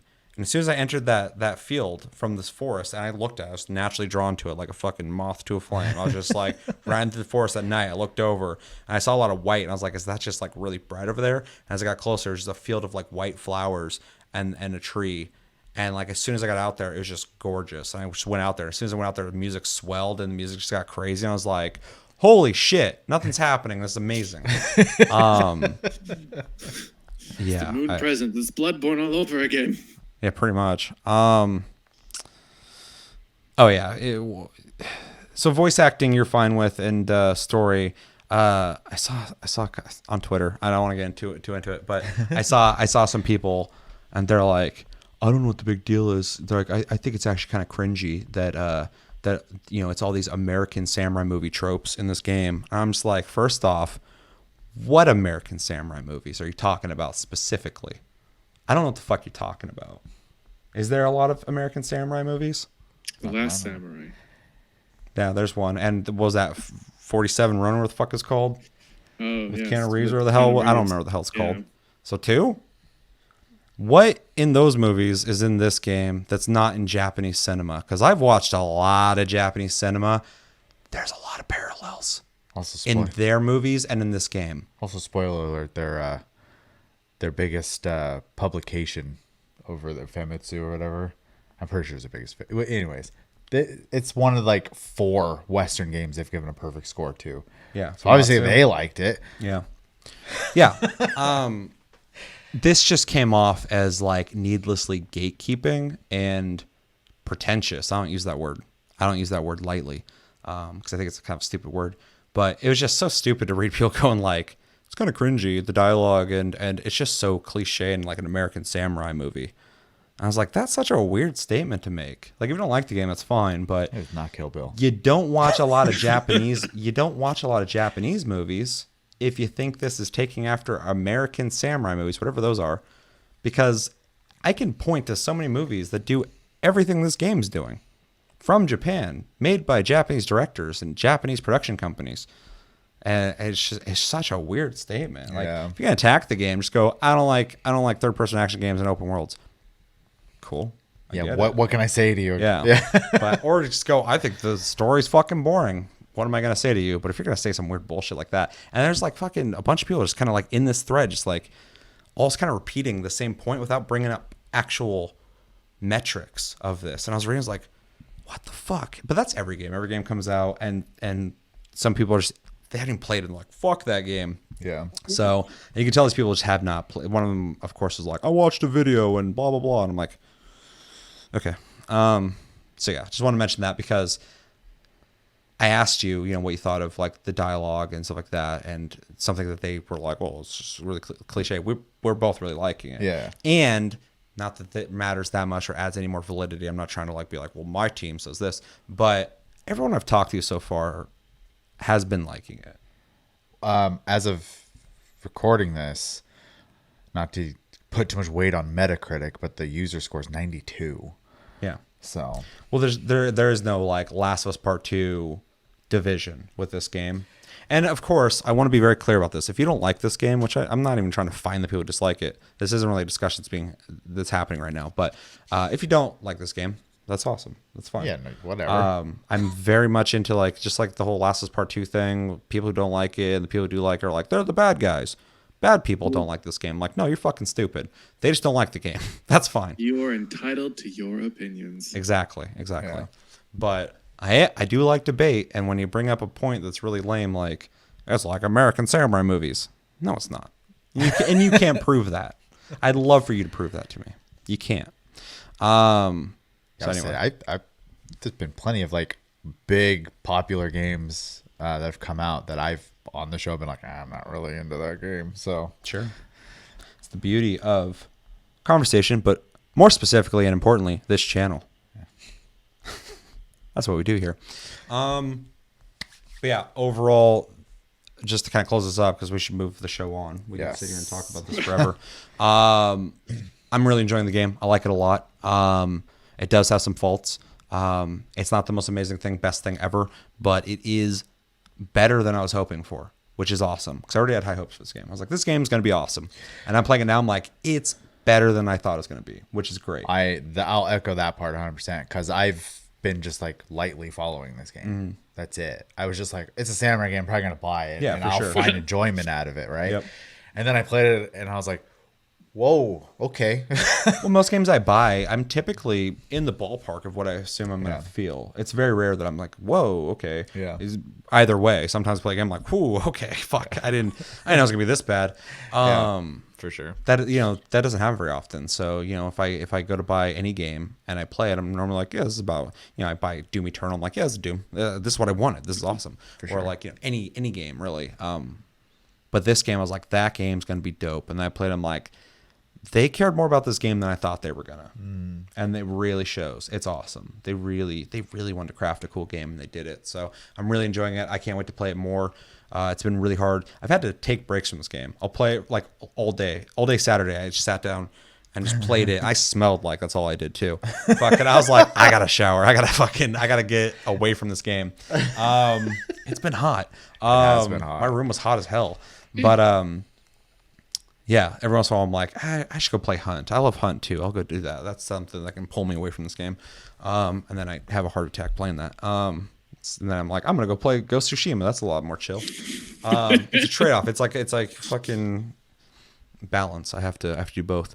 But yeah, really good. Really enjoying it, and that's what I've been playing. Yeah. And I'm just gonna, essentially end, my opinion on it with like just a loose recommendation, which is just like, it's, if you like third person action open world games, it's a solid entry into that field.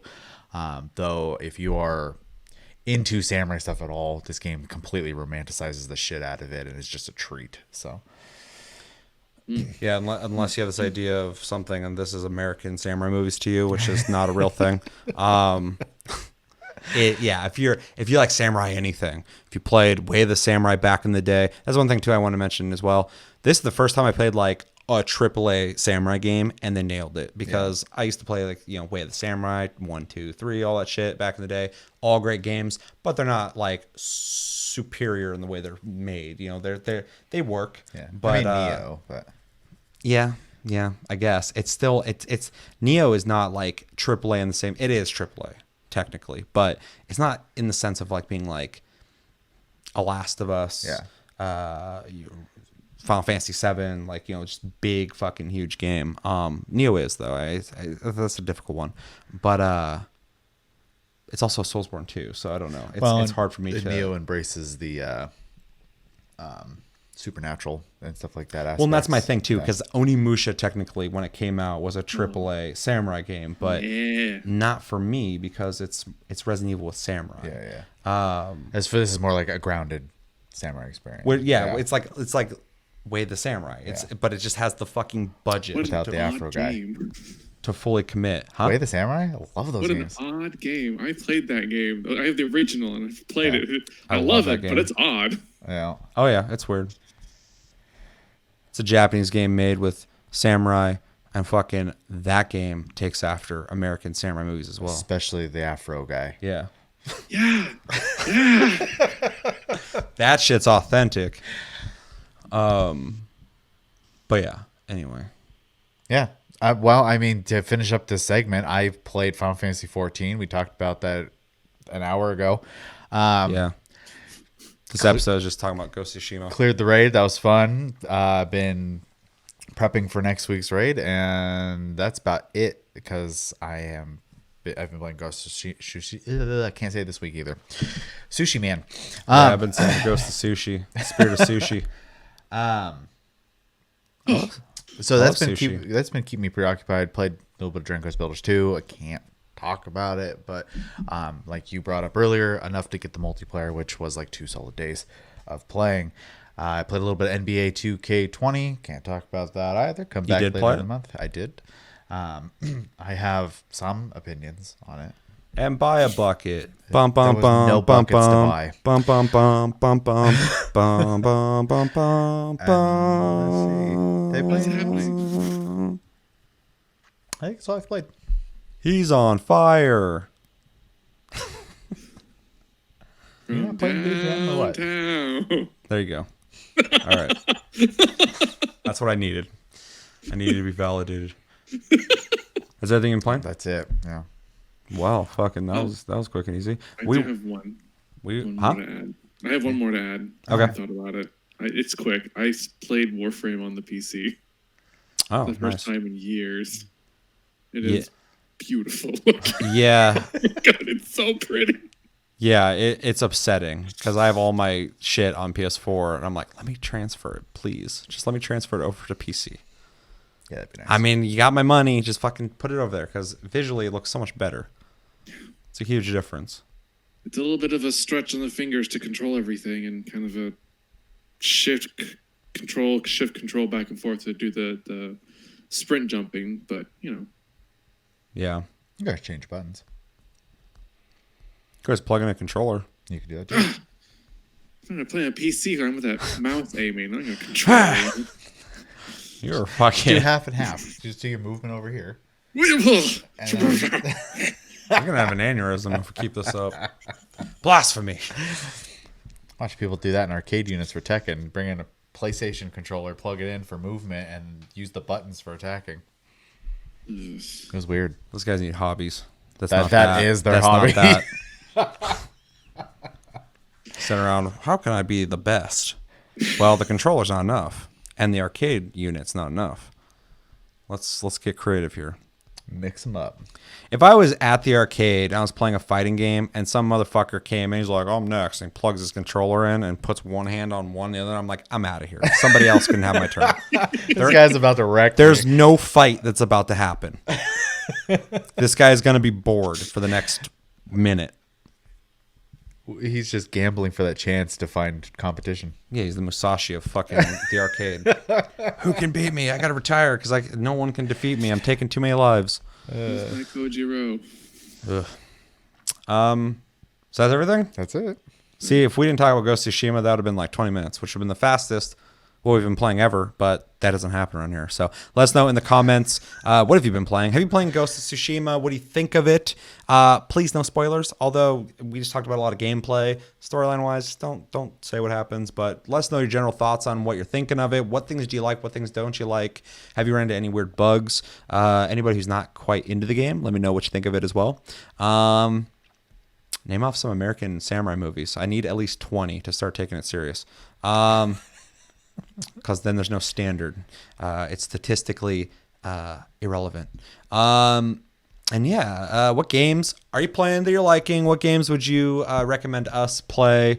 And is there any games that have been overshadowed by Ghost of Tsushima that have released this week? We just did the Mario. Yeah, that's true. Same day. I do want to play that. See, that's legit. I'm glad I asked that question because that's a game I do want to fucking check out. If you played that, let us know. And let us know everything you're thinking about in the comments below. So we are going to watch a video. It's 25 minutes long. I did not plan this well.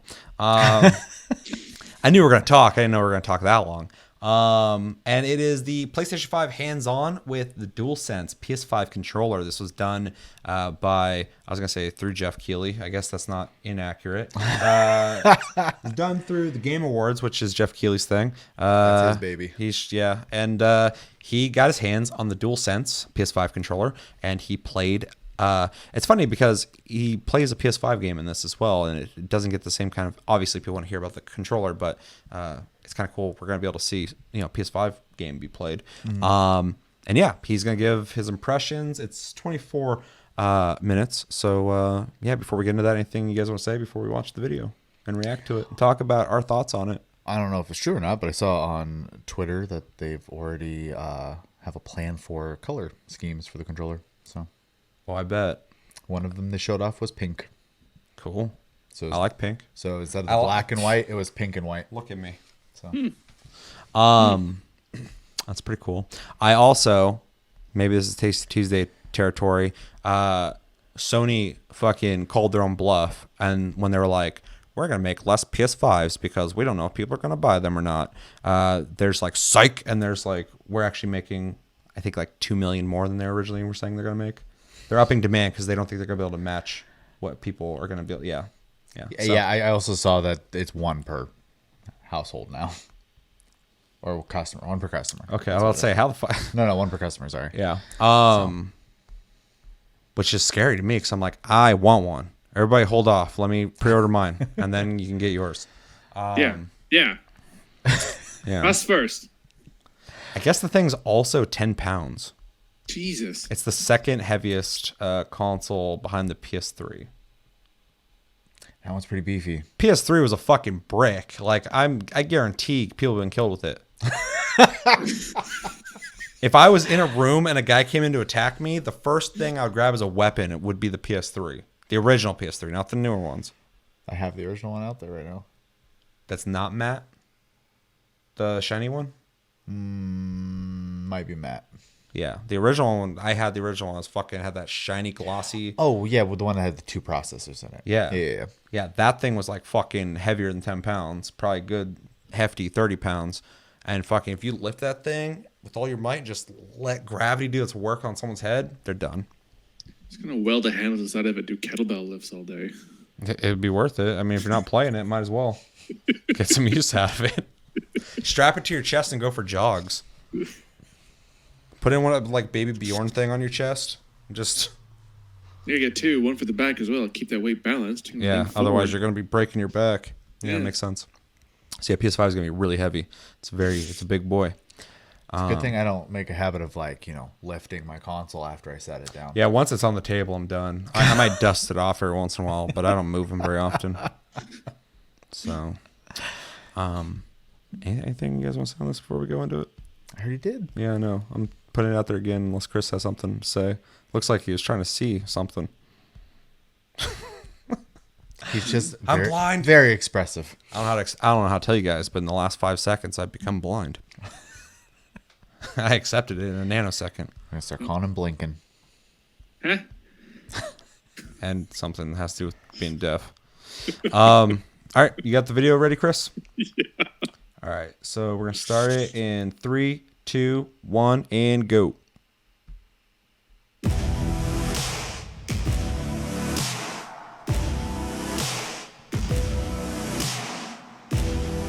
This is it. Yeah, I think it's huge.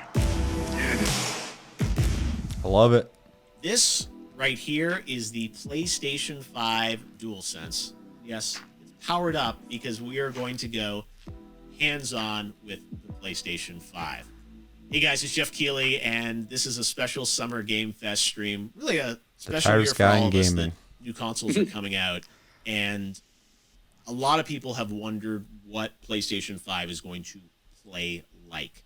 A big part of that is the controller and the experience of playing games, especially because this controller is a little different than the traditional DualShock. And I've got that here, my PS4 Pro DualShock. This is a form factor that really has been around since the original PlayStation, in various different forms. There weren't analog sticks back then.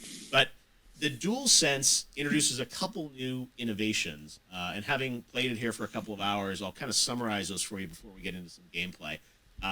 The big things that I've noticed are the adaptive triggers, the L2 and R2. So outside of the game environment, you just kind of pull these down like any controller. But when you're in a game, there's actually the possibility to create tension points or haptics inside of these adaptive triggers. So imagine pulling this down and feeling the pressure from a bow and a bow and arrow, or even in an action game, pulling this down and feeling active reload points, where designers can actually create tension points as you pull this down at certain percentages. Audio and give the cutting? player feedback. So Yeah, I hear that too. That's weird. a unique sensation that is going to have a pretty big impact, I think, longer term on He did gameplay. it live. didn't The other he? thing Yeah. inside of this I controller think. are the haptics. So He's doing it from his house. That shit PlayStation ain't set up had that well. All those Rumble, cameras great. for quite some time, but the haptics add What's another this on layer Sony? The controller to blocking the experience. It's not just microphone. sort of Especially one 'cause of, like, rumble all the- point. And so I it's not hate just to kind even of say this, on but or like off. every time we see all the There's live the ability Xbox to stuff create in people's other, homes, and the sensations that you'll devs see like in get this these demo little I'm gonna show you webcams of essentially. He's Astro definitely Bot using Playroom, like a real and camera. Yeah. see what ice feels like, what sand feels like, in different surfaces. Yeah, it's not fake. The other broken. thing that I've noticed is that the speaker in the DualSense, it feels like it has much more range than the PlayStation 4 speaker, and it often directly Good. ties into what's happening with the haptics. At least in Astro's Playroom, there's much more variety in the types of sounds coming out of the speaker. And I'm sure every game will use it differently or may not use it as much. But at least in this demo, you really do sense that there's a lot going on with the haptics and there's sound that ties into it. And then when you combine that with the Tempest 3D engine in PlayStation 5 for the speakers, the sort of harmony between the controller sound and what's happening in the PlayStation 5 is really, really unique and interesting. So those are the things I noticed in it. Some people have asked also about, like, what's the weight of it? What does it feel like? Compared to the DualShock for PS4, it definitely weighs a little bit more, but doesn't feel substantially heavier. And if anything, I think it actually has a little more heft to it, in a good way, that it feels more structured. It's good heft. And more sort of Hefty inside good. of it. So centered, but Some positive heft you definitely got there. feels good to me. So let's talk about what we're going to play today. What we're going to check out is Astro's Playroom, and that is the game that comes Jeff's packed demo. with the PlayStation 5. I love it is, I wish my pre-installed on the demos had my system. You don't name. have to download it. And it's not just like a tutorial demo of 15 minutes. It's a multi-hour game. We're going to get to play one That's section cool. of it today. And I think the reason we're playing this is because it comes with the system and it really showcases the controller. So, of course, everyone wants to see what Horizon Forbidden West looks like on the system, and this is a demo that is focused, I think, more on the controller and the haptics and the adaptive triggers versus trying to showcase the power of the SSD or the true graphics horsepower of PS5. So that's all stuff we can look forward to. We've seen those games, at the event, and they look spectacular. So that's another aspect of PS5 that I'm sure hopefully we'll get to see more of in the coming weeks. But Just right now, play. we're going to look at the controller and how that relates to gameplay with Astro's Playroom. So let's call it up here and go hands-on live with PS5. I like that game will hear come the sound of my pre-installed bot and that it's a full game. Yeah. Oh, So, yeah. Full 6 degrees of motion, as always. Looks like I'm going to have to flick up here on the pad to That release motion my and frame bot. rates is definitely not PS4. And we are in CPU Plaza. The thing about this game, as you will see in this demo, there are a lot of references to the history of PlayStation. So Cooling Springs is the area that is open on Jeff's demo of this game. And we are going to jump in here and just go through this experience with the bot. All right, so we're on the beach here. There are beach balls you can play around with. It looks There good. are some bots Yeah. enjoying It's just a life, platformer, sunning but it's themselves, fucking bot on clean vacation looking. here. Should I disrupt them? Rude. Damn. How rude of me, right? And He then can't we're be gonna head on bothered. over here into this sandstorm created by, Love how I it guess, runs. these CPU fans. And again, when you get into this environment, I'm static here, but you hear the crisp sounds of sand coming at you. There's a tension in If they the can make that controller, speaker not sound from going tinny, over the sand environment. I will have And so then much you less push to further say in. about it. Yeah. My biggest gripe with We are. controller speakers look, is that they sound the rubber so ducks thin, are back. and the speakers on fucking phones are so good compared to Duck that. demos. Yeah, it's weird. So it can be PlayStation done. 3, I think that was Rubber Ducks. Cost obviously matters. All right, so I have this suit, and I'm gonna push up on the controller, zip him up. This is the frog suit, and this frog suit shows off the adaptive controllers. So I'm gonna move my controller left and right. Looks responsive. And these adaptive triggers PS4 are is pretty really, good really though, cool. too. I've never felt something like this before in a console controller. As you push down on the controller, there's tension now in these adaptive triggers, and it's programmable. One thing that I think is really fun about Abrupt this transition. demo is it makes you think of how It's programmable. Cut. these technologies are going to be used in other games. So you think of Ratchet and Clank. I mean, obviously a lot of this gameplay similar in Jeff plays style to video a games. Ratchet game. So you think of all those Somewhat. crazy graphics that we saw Please also try to talk. on the stream, but with this type of control and this kind of fun. So now we've If I made could it talk to and play video games at frozen the same time, area. anybody can do it. Fuck, I can't. And here, I can, but pull I have down. to stop most time because I play this. better if I'm not talking. And again, you see this ice, but you hear a storm literally inside of the DualSense, and sort of a small little rumble from the haptics. Little ice shards here. As you go Damn. past every ice shard, you hear the little tink of the ice shard. I wonder if, like, I Little put this up to the fans mic. under their wings. It's like- Yeah. This is not ASMR. This is PSMR. Do you guys hear that? His little footsteps? All this is coming out of the controller. You gotta Some check games it. Now, have this one. very few, but some you games actually have have to utilized the speaker blow pretty into well. the controller. I'd like to see someone nail it, not make it seem so. Again, this one you Damn, I pull wanted to see what back, the fuck was just going like with a that. bow and arrow almost. And look, There's I the unlocked weapon PlayStation itself. 3. Unlock it. Put it back. Lock it back up. Yeah, put that away before someone gets hurt. I had a lot of fun. It's playing above with everyone's heads, too. DualSense That's exactly what I was talking about controller earlier. and Astrobot. And I wanted to No get a idea little how more dangerous information this on is. all things PlayStation. So joining me now is the worldwide head of marketing at PlayStation. Is it weird? I'm Eric kind of excited to Martel. play that Eric, game. How we doing? No. Hi, Jeff. How are you? I like the Dope. VR I'm one. Yeah. doing, I'm Yeah, doing so pretty do I. good. I got to go hands on with PS5, which was a nice surprise this week. I was not expecting it, but you guys are full of surprises for PS5. It looks like. Yeah, and you're one of the first to actually touch See, the look at his shitty DualSense camera. outside of the company Yeah. and the developer. And Yeah, lighting. I bet that guy. I'd love to Well, know what I you don't know think. actually. This is I a- will say I this is bet a he's got big more thing money for us. too. I don't know because Jeff Keighley Yeah, is no. fucking Again, I'm attached used to to going everything. to a big event and playing with everyone, but the fact that I got it here and got to play it was really special. And I have to say, after watching the event and seeing the games, I was excited, but the gameplay feels like a whole other dimension to the experience. Who's that with guy? what's happening with the adaptive triggers and the haptics and everything. like So it was global one of those marketing or things something that like that? I was I was playing saying, I after like how about, but he's got his imagining camera all the other positioned games, below him how so he that's can look going down to, at you. to impact the experience. And one thing I heard It's not is even that good. It's that probably a demo or laptop. version of it you guys Probably. actually shared with Mm-hmm. But developers still, dude, initially? fucking. That's true. It's not So a good what you angle. played is a part of a title called Astro's Playroom. It was in our show a few weeks ago, and it's installed on every PlayStation 5. So everyone who buys a PlayStation 5 will get this game, and it really shows off a lot of the features of the platform, but really does a great job of showing all the benefits of the DualSense controller. So what we did is early on, we had another version of the title that we took around to the developers that were engaged in PlayStation 5 development and showed them what was possible with a title. And it's been a great example, and it's really opened up people's minds to He how loves they can it. He use loves it this, as much as I do. this new device and really the new features of the controller. But I would say when people get their PlayStation 5, that should probably be one of the first things they do is just jump in there and experience this, because as you've seen, it's pretty special.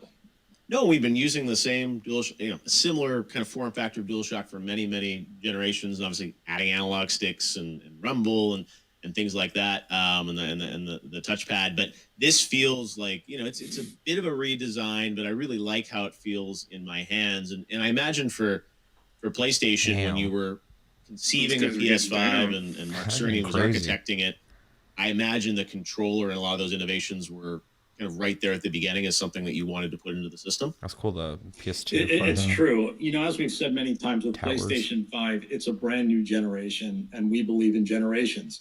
So we want to evolve every I believe part in of them the as well. I think experience. they're real. And the controller is I mean, really we the created most that intimate construct, part of but the they're real to experience. me. It's the extension of the player. So, we thought a lot about this, and one of the things we could have done is just iterate on the DualShock. We've done that for many years. The gamers absolutely love the DualShock. They tell us it's the best controller we've ever made, the latest edition. But we thought, no, let's go a step further. Yeah, let's the see new- how a new newest generation DualShock can is express one of my favorite a whole new controllers ever feeling. And that's where the DualSense came about. So early on, it was part of the plan. And the to Xbox evolve controllers, the experience. all of them. And, there are many parts of that experience, but this is Pretty much Yeah. fucking. a really unique part that Yeah. truly takes a step forward in gaming. You mentioned you believe in generations. I guess it's a bit of a controversial opinion to some people about this idea that generations are going to sort of break with the past, right? And I wanted you to maybe talk a bit about that, because it does seem like that's like a cardinal sort of virtue of the PlayStation promise, is that there is this sort of break from the past, a new generation with a new console games optimized for that system versus kind of working across multiple devices and multiple generations. Can you maybe give us a little bit more perspective on the controller being a part of that, but that view, which is obviously counter, we see an Xbox saying something different around that. Why is that so important to PlayStation as a principle of the sort of the architecture of PlayStation 5? Well, specifically for us, a big pillar of our company is innovation. It's a pillar of Sony Corporation. It's also a pillar of the PlayStation company. And, we are always trying to push the boundaries. We push the boundaries of play. That's what we say internally. We want to excite gamers. We want to deliver new experiences. So as we go into a new piece of hardware, it really has to check the box on a lot of different areas to fulfill those promises. And we a lot of developers about this. We've gone out there, we've talked to people about what they want in a next generation console. And really to do that, you've got to deliver a lot. And I think what's really unique about the DualSense is that it plays into another one of your senses. But we're covering a lot of the senses with PlayStation 5. I mean, first and Cool. foremost, I'd say in gaming, for the history of gaming, the first sense is seeing. It's all the visuals, it's the graphics. And naturally, with every generation, the graphics improve. And with PlayStation 5, we're taking a leap forward there. And then there's sound, and we're introducing a new form of 3D audio, which will be So really excited for that. powerful no matter what you're playing, no matter how you're playing. And then the next piece is touch. And, touch has been around for a while. We've had force feedback. Of course, we've had different types of force feedback and rumble in the DualShock, but this takes that to a whole new level. Similar to what gamers have expected from other generational shifts, this brings it to a whole new place. I mean, it's haptic feedback. It's these adaptive dynamic triggers. I mean, something no one's ever experienced before. and it really brings you closer to the game. And the biggest joy for us is putting this in the hands of developers, because developers want to push the technology as far as it can go to tell stories and really bring the gamer into their worlds. And we believe, all of these things combined, as well as all the other great PS5 features we spoke about, really lead to a next generation experience. And in many cases, we can't take everybody with us from previous consoles into that experience. You need new hardware, you need new devices to experience what these developers want you to experience.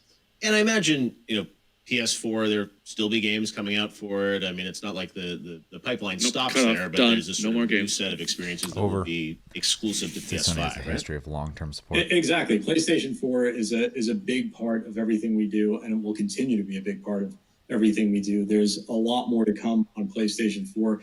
I think most recently we're seeing, some of the greatest titles this generation have released in recent weeks, but that will continue. And again, PlayStation 5 is the next generation product, but again, we've got a lot to come for people on PlayStation 4. Still a ton of life in that product. When I was playing Astros, one of the things that my mind started racing with was thinking of how this is going to apply to a game like Ratchet, because sort of similar gameplay style, but with the audio, the speaker in the DualSense, and the haptics and the adaptive triggers. One feature we haven't talked much about is the SSD and that sort of input-output on the device, and how that's going to allow a lot of interesting things. Really and when I saw the event in June, Twitter, that Ratchet trailer like, blew me away, PS5 games jumping between those worlds so quickly. Always people bring this up. Could you maybe talk a bit about a desire for it? That feature, which I didn't really, Yeah, I'd hope so. Astro's not a game I think that really is needs the SSD to function the way it is. Can you talk a bit about the SSD and how that's going to impact the experience? Sure. And this ties back nicely to your game question about generations, because when you look at a game like Ratchet, and we talked about a lot of different features today, as you mentioned, we haven't mentioned SSD. That is another thing that will make the whole gaming experience different. It'll make it better, but it also allows the developers to do new things. It isn't just about faster loading time. And you take a great developer like Insomniac, and they found a way to say, okay, look, here's a game that could only be made on PlayStation 5 on this generation using this technology. Oh, yeah. A lot of what you saw on the show, cool jumping through those different worlds instantly, just can't be done in most cases. And it needs new hardware. It needs new power. So that's something we're looking forward to. I mean, all of these things come together. You combine that with 3D audio, with a controller, ray tracing. I mean, these are great experiences, and these developers know how to harness every piece of those features to really bring you a unique experience. And that really speaks to what next gen is for us. So that Ratchet game, couldn't be done on PS4. I guess if you did it, you'd have to fundamentally change the architecture and the gameplay of it. You would have to change it. You would have to change the way the game works. It would be a different experience. And according to everything that Insomniac have told us, this hardware allows them to deliver on this vision. They could not make it. If they did, it would just be different. You would be playing a different type of game, and the experience. It's cool to hear. Yeah, no, I have to say, after playing with the controller, DualSense, and the experience, I definitely got a sense of where you're taking things moving forward. And let's talk a bit about that, because you guys had the big event, so many great titles. I think gamers are very excited about PS5. I think we saw even this week there were rumors that pre-orders were happening and the Twitter lit up. I don't know where these rumors start, but I have to ask you, are you about to press the button now for pre-orders? When can we expect to get our PS5? No, definitely not now. We don't know what happened there. Lies. We had nothing to do with it. I got a message from someone saying people are lining up at stores, and we had no idea why. So I think it's safe to say, Wear your fucking masks. For your viewers, we'll let you know when pre-order will happen. We will let you know. It's not going to happen with a minute's notice. We're going to, at some point, let you know when you can pre-order a PlayStation 5. I'm ready to hit that fucking button. Please don't feel like you have to go run out and line up anywhere until you receive official notice on how that'll work. I'd be pissed if I worked at a store, looked outside, a bunch of girls hanging out. What the fuck are you guys doing? PS5. Well, but look, I mean, it's not out. Marketer, Get out of here. It's great to see there's Go home. much anticipation for your product. Oh yeah, no, look, we absolutely love all of the PlayStation fans, and we're thrilled that they're excited about this product. And again, with this product, we're trying to bring them experiences they didn't think were possible. And you're experiencing some of that. One of the first people to experience that. I'm glad you had the experience that you did, because that's what we're hoping to get out of this. And unfortunately, given the current situation in the world, we would love to be out there having gamers start to touch the product. We would have done that in normal years. We can't do that. So it's really hard. I know a lot of people watching this, and they're going to really wonder, like, what are they talking about? They're going to be angry at me saying, why did he get one? Why did Jeff get to do it?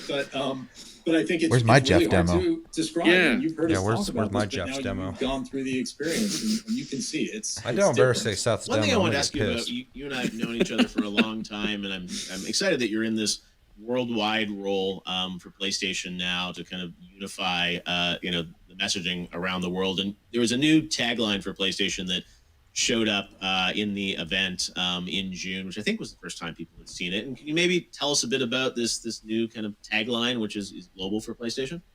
Certainly, and thanks for noticing that. That was actually the last bit of the show. That was the last thing you saw on the show, was this new line, which is "Play has no limits." And as you said, we've known each other a long time, and you've known how the PlayStation organization was structured. And in the past, we were really separate groups around the world that all worked together and laddered up to a parent company. And in recent years, we've started to globalize, and we've seen great benefits from that in many parts of the organization. And so another part of this was the marketing piece. And really, if you look at great brands around the world, they all feel similar, or at least just to a great degree similar. And a part of that is the global brand line. And these lines, if they're good, they stand the test of time, and they stick with the brand for a long time. So this was a hard job for the team. We went back and we looked at this, and we thought, what type of line would really satisfy the world and at the same time live up to our ambition as a company, as a brand? And that was Play has no limits. That's what we believe. And there's many different ways to interpret it. So I'm going to leave it to all the viewers to interpret it the way they like. But, for us, it is really about speaking to innovation and speaking about new experiences that you can have with PlayStation that you never expected. And really, it's how we push ourselves. We don't constrain ourselves. We want to push the limits of gaming all the time. And, right up to the end of everything we do, we're constantly pushing to deliver something new, something best in class. And I'm excited about this, because I would say, Jeff, you've been around the industry for a very long time. He's been around a I would couple days. challenge you to name all of the PlayStation taglines this past generation around the world. You couldn't, because there were a ton of them. I was going to say, I know greatness awaits, but beyond that, it's like, I don't even. So, there were a lot of them, and that's why we really wanted to get this together. And of course, the line will be localized. Was it for the players, I think, or something in the UK, maybe? For the players, exactly. Yeah. Was the line that was used across most parts of Europe, but there were a lot more than that. So we looked at this and we said, no, let's get one line that solidifies the brand. Also, look and feel of the brand is changing slightly. You saw some of that during the event a few weeks ago, and that will also be global. So we'll be a very strong global brand. Well, again, there's a lot of love for PlayStation and what you guys have teased us with PS5 this year. I think it's been such an interesting rollout of, you never know when something's going to pop up on Twitter, or the box art itself was like trending when you put out the Miles box. So who knows what's next? I can't let you go without everyone online wants to know about, like, are we going to get other colors of controllers or consoles? I imagine for launch it's like hard enough to get one out, but is that on the roadmap? We'll talk about it at some point. Right now, it's, as you mentioned, it's a hard enough job to get the unit that we've showed out. So, yes. But we'll talk about it at some point. All right. Well, we know there'll be two of them, the all digital one as well, coming out, and we are excited to see what's in store for PlayStation. I'm sure there are more surprises, but it's an exciting year for the industry that these new consoles are coming out. I never thought there'd be a console launch in the middle of this. I've never think my first hands-on would be in my own place with a PS5 controller, but I'll take it. And they quickly took it away, so I don't have it. Give it back. Check it out again. Hopefully this holiday season. Put it down. Eric Lempel, It's like Easy Allies great to played have you with us. And, Ghost of Tsushima and thanks something for giving else. us a little bit of Assassin's excitement Creed this Valhalla year and something about else. PS5. And It's all something we need. it was streamed to and, them for 3 hours playing it later this over year. some streaming service from Thanks, Jeff. It Ubisoft. was great speaking. Oh, with is you as always. Watch Dogs Legion. Oh yeah. And they were talking about that too. Like they're like, yeah, we're at our houses, and they just gave us access to the streaming ability to play the games. I'm like, that's so weird because obviously before you have to go to them to go to these events. What do we think? I mean, it's neat to be able to listen to someone actually like talk about it a bit, but as usual, it's going to come down to actually holding the thing and experiencing it yourself. But I am glad to see that they designed specifically that demo to give you the full experience that you might get from developers in the future.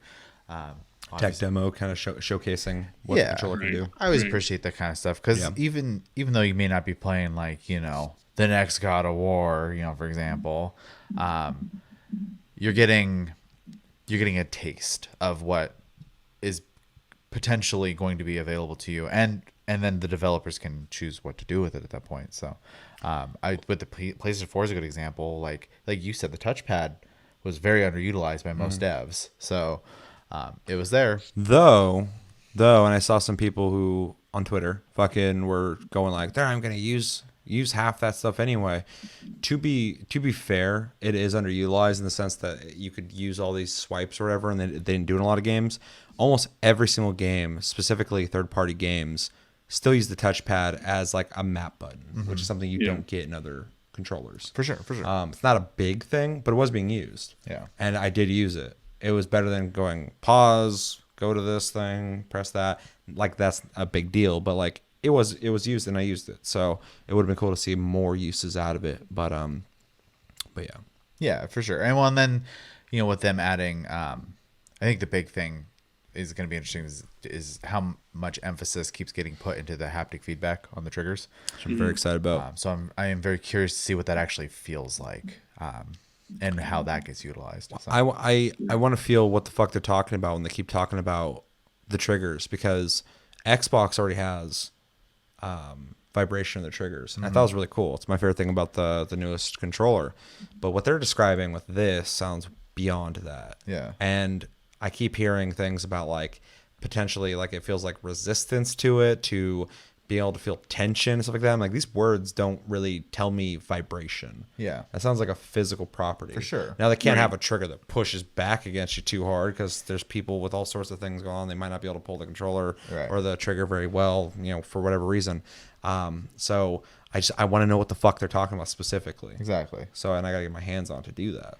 Yeah, and it's just an interesting prospect that it is, true to its name, an attempt at just adding more of your senses into your involvement of the game. So, well, and I think the PS5 is going to go hard on VR, which I'm really excited for because the PS4 adopted it later. It's had like retroactively figured it out. Like, okay, mega headset. Okay, so how do we track the headset? Well, we can track the lights on the controller with the camera. We'll make sure the old camera is bundled in with it. It's kind of like a janky VR that they made, but it works. Right. This new console is going to be way more powerful. They have that 3D audio system that is going to be great for games, but also for VR. It's going to be amazing. I'm sure they'll have a new VR headset that will still, I'm sure the old one will still work with this, but I think, they'll probably have a new one. Mixed with that controller, it's gonna have all these different fucking vibrations and stuff. I'm impressed by the Switch's haptic feedback on that. Like, it has really strong, intricate vibrations for something that's like this big. it's very impressive. It's crazy. Yeah. It's so advanced that when you put it in the cardboard that they sell you, you can make things move with those vibrations and stuff. So it's really kind of crazy. Well, say catching like a giant fish in Animal Crossing, that thing will like start shaking so violently. I'm like, what the fuck is happening? Magic, dude. Yeah. Where are you hiding all those pieces that make it vibrate like that? Yeah. So to get that in like a newer controller or something that's more advanced than that, I mean, people keep talking about the gravel you feel when you're driving over it on the controller, which is awesome. Also, I can't wait, obviously, for new consoles. I can't wait for new Gran Turismo. It's so exciting for me. If that's a launch title, it's going to be fucking amazing. Well, even outside of the spectrum of console gaming, if you're a PC gamer, this is the go-ahead for all the big developers to start making more powerful games, too. Yeah, 100%.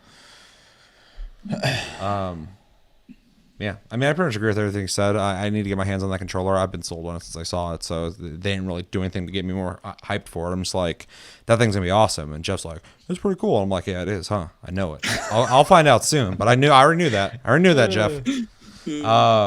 But the Astros, whatever the fuck it's called, is neat. I like that they've already done tech demos like this before with the same Astrobot. They did the VR one, which is neat, but before that they had a tech demo that came out on the PS4 that shows you the controller's vibrate or the movement. Yeah. They were in your controller, which I thought was funny, and there's a window behind where the light bar's at, and when you shook it, they were like flying around, and they press certain buttons and they started like dancing and having a blast. And it did all sorts of weird shit. So that they're doing something like that similar, but actually making like a game out of it. That even if it's like a couple hours, that's still really cool that it's a game. That you're getting a tech demo game already installed on your console. So, you know, some people might already have all the games that they bought when the thing launches. Some people might be able to only buy one or whatever. You'll still have something to play on there, which I think is really exciting. Yeah. It'll be able to show you what's coming. What your controller can do and what the devs will have the freedom to fuck around with, and that's exciting. Plus, it looked really clean. I thought the graphics were really good for what it is, and it looks fun. So I want to play it. Yeah. Yeah. I'm kind of like same with both you guys. The overall presentation didn't really do much more to make me excited for the controller. I'm excited to try it. The function I'm least excited about is probably just the speaker, because I probably won't use it. Because I don't like, well, it has to be something that would blow my socks off, because I don't like the way the PS4 DualShock speakers work. I think it's not horrid. So this, I would just use headphones regardless, or play through my speakers. I get it. It's like access for people who don't have the money for that kind of stuff, but it has to be really good for me to prefer to use that over my headphones or plug it into a speaker system. And then there's some stuff with the speaker that's really cool though, but it can't be enjoyed for me personally because the audio quality is so bad. Right. There's some games where you're listening to the audio out of your TV or out of your headset, but then like when someone radios in at you or whatever, it comes through your speaker. I think it's kind of neat because it separates the audio tracks. Or small little cues will make a noise out of the controller, but because the audio quality is so tinny, it's not enjoyable to hear, so it annoys me. I'd rather just hear it crispy, clear, really well defined in the game, and not through a really bad speaker. So if they can up the quality of the speaker on that controller, which they said they did, I don't know by how much, but the point I kind of made too is phones have incredible audio for how small they are. It's insane. Some phones have shitty audio, but most speakers in a high-end phone nowadays sound amazing for what the fuck that little speaker's doing. It's insane. And obviously, they probably are more expensive to put in to a phone. Phones aren't cheap, but way more expensive than this controller is going to be. But if you can do that, if I get anything a third as good as a phone's fucking speaker on a controller, I'd be happy. As long as it doesn't have that thin, tinny sound. It just has a little bit of warmth to it. It doesn't have to have a fucking subwoofer, but have some kind of bass in some way, but something to it, something substantial. It's not just like when it goes to make noise. Built into my controllers. Yeah, I'd be happy because I think you can do cool things with the speaker. It doesn't matter if you did a cool thing with the speaker. I can't like it. It's not. I don't want to hear bad audio.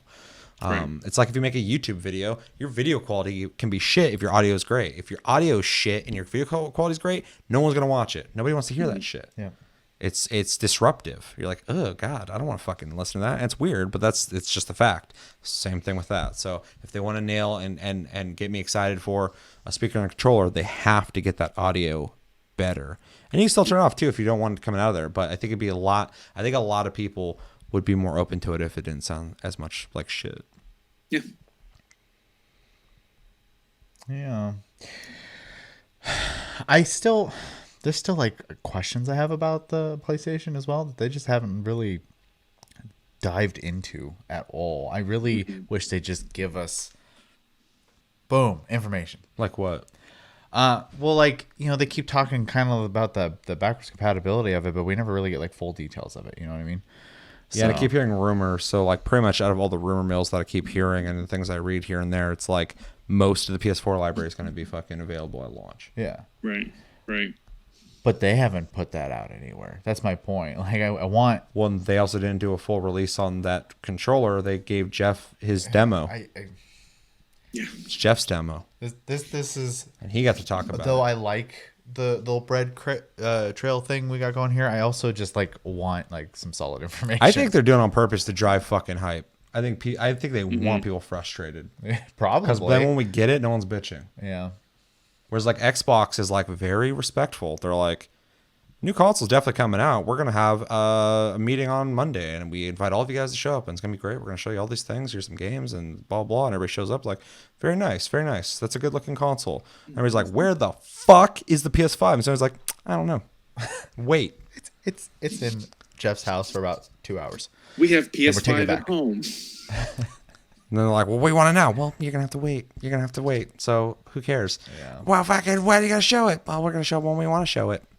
And then they show it, and everybody's like, oh my god, I love it. Like, we knew you would. So just shut up. I told you to wait. See. What Don't else? have to wait. Well, we'll tell you what else when we send it to somebody else, and they can tell you about it. I want it now. Pretty much. And it's working because people are frustrated, but once we get shown it, everybody's stoked. So Yeah. I hate it. I hate it. yeah, me too. I'm probably one of the only people who's not rushing out to buy one. A PS5? Yeah. A lot of people aren't gonna. I see on Twitter all the time people going like, I can't afford these, and people are like, there's no price point yet. But I can't afford it. I mean, they might not be able to afford it though. Sure. I just people are already assuming the prices, which $20? we just Too high. That'd be fucking crazy. That thing's got some goddamn Chinese spyware on it. If they're selling for $20, they're gonna make that money back somehow. Constantly shooting ads into your brain. Yeah, Facebook's just be on Facebook. Never leave Facebook. You are Facebook. We are Facebook. It's the size of a refrigerator. Yeah, they're just trying to get it out of the warehouse. Just take it. Glows ever so slightly, a nuclear glow. What the hell is that? Don't worry about it. It's $20. 20 years from now, people are having some weird syndrome from it. Yeah, PS5 syndrome. Jesus.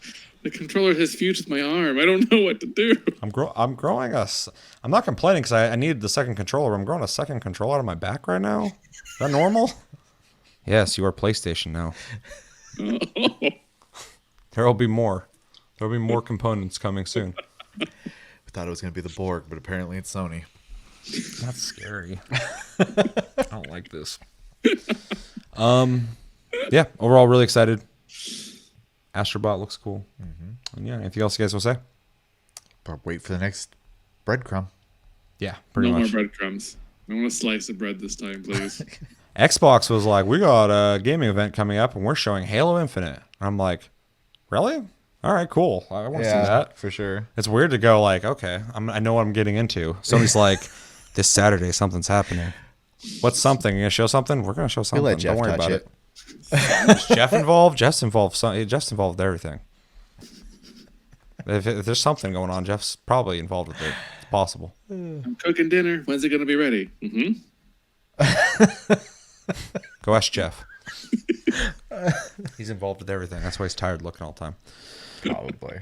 Guy doesn't sleep. All right, let me know in the comments. What do you think of this presentation? What do you think about Jeff's demo? What do you think about Astrobot game? What do you think about it being installed on your PS5 when you get that? Are you excited for the PS5? Are you excited for the DualSense controller? What's your favorite feature? What's your least favorite feature? What do you think about the audio? What do you think about, can they make speakers and controllers fucking work? The Wii was like one of the first games I saw try that. I fucking hated it. So it's gotten a lot better.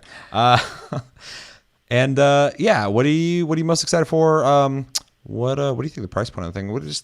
Let me know your general thoughts on everything when it comes to PS5 and Halo Infinite. That's coming soon. You guys excited? Yeah. I guess I can ask you guys too. You guys both seem pretty excited. I'm excited to see it. I want to see what the fuck they're dealing with. I guess I could have said working with. Dealing with sounds almost like it's not a good thing. Let's see what they're fucking dealing with right now. How are we going to cope with this? If it's going to be good or not. I got high hopes, man. I miss Halo. Halo's been fucking gone for a while.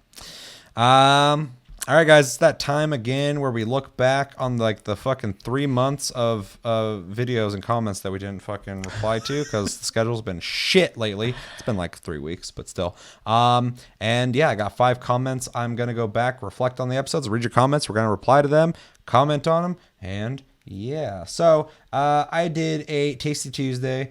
By my lonesome in a dark room, and where I talked about Assassin's Creed Valhalla, 30 minutes of gameplay. It was funny in that episode. You guys who watched it, I originally intended to just talk about the article, but then when I looked at the article, there's a cut in the episode. And it's because I read the article and I was like, that was like 2 paragraphs. That was not even an article. I was like, what the fuck am I going to sit here and talk about? I have an opinion on it, but I'm done. The opinion's done. I'm done. There's nothing to discuss here. And I was like, I guess I can just watch the fucking video. So I watched the video. So we watched that together. Hopefully you guys enjoyed that. And then we talked about Skull and Bones being rebooted, which is interesting. The game's not even out yet. And they're like, start over. And yeah, so I got a comment from, I cannot read right now. What the fuck's wrong with me? Ferris Rakumar that said, it looks like a cool game, but absolutely terrible timing 2 days before Cyberpunk. He's talking about Assassin's Creed Valhalla. 2 days before Cyberpunk, only diehard AC fans are going to play this over Cyberpunk. Lol. Everybody else will be in Night City. What do you guys think about that prospect? Are you guys excited for Valhalla? Do you think you're going to prioritize? Do you think, are you so bold to assume that you're going to prioritize Cyberpunk over AC Valhalla? Or are you open-minded and good, and will you play both? Or only AC? I wasn't even planning on buying AC to begin with. So, yeah, I'll be in Night City. That makes sense. Chris? The last Assassin's Creed I bought was Black Flag. I haven't touched one since then. This is fair. Maybe this will be the one to bring you back. Do you love Vikings? I'm not really big on Vikings. Okay, well, fair. Me neither. I mean, I like them enough, but I'm not. I think like, it's super interesting lore, like their history and real myths and stuff about them, but gameplay-wise, never into like Viking gameplay. Yeah. And Vikings right now are the new like ninja and zombie when those were really fucking popular, and pirates and shit. It's just Flavor the of the next week. thing, yeah. That'll be a flavor of the next 3 years, but yeah, it'll burn out to something else. Yeah. But yeah, I agree. And this honestly is kind of shitty because Cyberpunk's kind of playing musical chairs with their release date, so no one's safe. Like, you planned all fucking year. You're like, we're going to release Valhalla at this time. Cyberpunk's releasing like months before that. We're going to be fine. And Cyberpunk's like, delay. And everybody's like, whoa, where are you going to land? What month? They're like, I don't know. Spin the wheel. And then fucking this one. You remember when Final Fantasy, and Resident Evil were coming out at the same time? Yeah. And that never happened. And that's great for everybody. We're all better for it. But fucking Assassin's Creed, as soon as they're like, this month, and they're like, fuck. Yeah. That was our big game. You're going to take it from us. We're trying to rebuild this goddamn game, and you guys are fucking us over. So I'll be buying both of them. I'm going to have 2 days to play this game, and then I won't touch it again because Cyberpunk will be coming out. But I will play it. So I will also be in Night City. But I'm giving this game a chance. I'm interested in it. I want to play it. So Yeah. anything else you guys want to say? Thank you for your comment. Yeah. Thank you, Ferris or Faris, however you say your name, for the comment. Thank you, person. Thank you, person, for your comment. And yeah, then we had another video that was reacting to Ubisoft Forward 2020 and July's game releases. So I think that was Tasty Cast. And yeah, we talked about those very things. That was a good time. And when we're talking about I always forget the name. Watch Dogs Legion. There's a couple parts that kind of remind me of John Wick, and we kind of discussed quickly, like, oh, it's kind of like John Wick, how they're like walking around shooting and shit. So we got a comment from Tom B that says, personally, I would dig a linear John Wick style shooter with such moves, animations. Tsushima and Cyberpunk is enough. I'm assuming that's open world. I just don't have any more motivation to play more than one open world game per year. So with those two, I'm already over my usual limit. Playing more open world feels more like a job than a hobby, but that's just me. Legion looks cool though. Yeah, what do we think? I mean, I can relate to that. Open why I world picked the games are comment. really difficult for me to play in the first place. And a good example is I picked up Red Dead Redemption 2, and I can't play the damn game. So, And you're barely in it. You're not even in like the fucking drought that is the center of that fucking story. That's just 32 hours of I had a plan. That's the story. Yeah. Well, yeah, I didn't get to that. Yeah, for sure. Ending's great. Beginning's great. But I had the same problem with the original Red Dead as well. So, Red Dead Redemption, to be more specific. And then, yeah, I'm playing Tsushima. I am hoping I can keep myself motivated to continue playing it because I have a bad habit of like playing half a game. And then, yeah, Cyberpunk. It's, I mean, a must. So, yeah. Chris, thoughts? I generally prefer open world games over linear experiences. Linear experiences are nice if you're really looking hard for like a direct storyline that you want to get complete from beginning to end. Yeah. But I personally prefer open world experiences that have the story linked into it because I like to feel like it's my experience that I'm creating and going through, and I can share it with my friends and talk about how I went through the experiences of the game, and it just appeals to me more. So more open world games is great. Yeah, it's a time sink, but you know that's what I enjoy. I just love it so much. Yeah, and the strengths and weaknesses to all the genres. I'm a fan of all of them for their reasons. I like open world games because the freedom of gameplay, and if it's done well enough, you have experiences of them you're not getting in other games. But then, of course, like you said, linear-based games, more structured games typically are better at storytelling. You get more impactful storytelling out of that kind of stuff, and sometimes have some pretty interesting mechanics that aren't as expected as an open world game. Because when you make an open world game, you got to make that open world work first and foremost, and then you got to make your mechanics work around it. And so you can get a little more creative when you can control the environment more in a linear game. So I think they definitely have their strengths and weaknesses. So I like both. Open world games can feel like a chore though if they're done not even lazy. Lazy ones are really bad, but even a standard one, if the pacing is not good, I can get burnt out quick. Some games can nail an open world. I actually prefer games that have smaller open worlds, that the story feels more put together than some that just kind of really just let you go like, okay, go fucking. Unless it's a game, I always bring it up, but like Morrowind back in the day, it's an old fucking game at this point, but that game actually felt like I was crafting my own story. There's enough small things. I could go in every little fucking house, and every little house had different things in it with different people doing different stuff.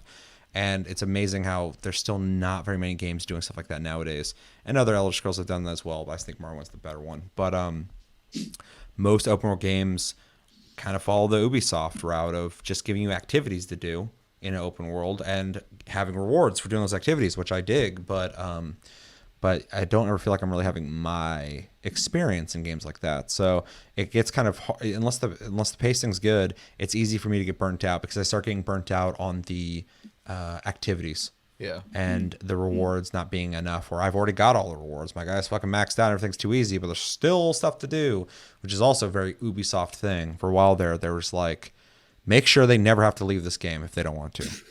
I'm like, but I'm only alive once. When I'm dead, I'm not coming back to play this game, so I don't got the time for this. Yeah. So yeah, open world games are tricky for me, but I respect people who can just kind of realize like this shit is just fucking too much for me. I get it completely. As for the John Wick thing, it was me that brought that up when we were watching that. I would be down for a third person John Wick shooter. I'm really, really surprised no one attempted it. They did make a John Wick game, but it's like some weird fucking indie type style game. It looked pretty cheap. Whatever the fuck it was. I don't remember. Maybe it was an animated movie. I don't know what the hell it was. Honestly, It was something. I know he was put into Payday 2. Yeah, that's not what I'm talking about. It's like this weird colorful thing that someone made. Yeah. It's like really stylistic and shit. So I don't know. But I would like that. But it seems like Ubisoft realized that there's something there, and they're putting it in their game. So I also support people who go, well, if you're not going to do it, I'm going to do it. So, whoever does it best benefits me. Yeah. So thank you for the comment, Tom B. And then Wade commented. I did not reply to you because when I looked at your comment, I was like, that's a lot of typing. So I'd rather just talk to you. So, because he typed out a big old comment, which says, it's 3 parts. So we're going to do it one at a time. Oh my goodness. Maybe it's because I loved Origins and Odyssey, but I don't agree with the Valhalla hate.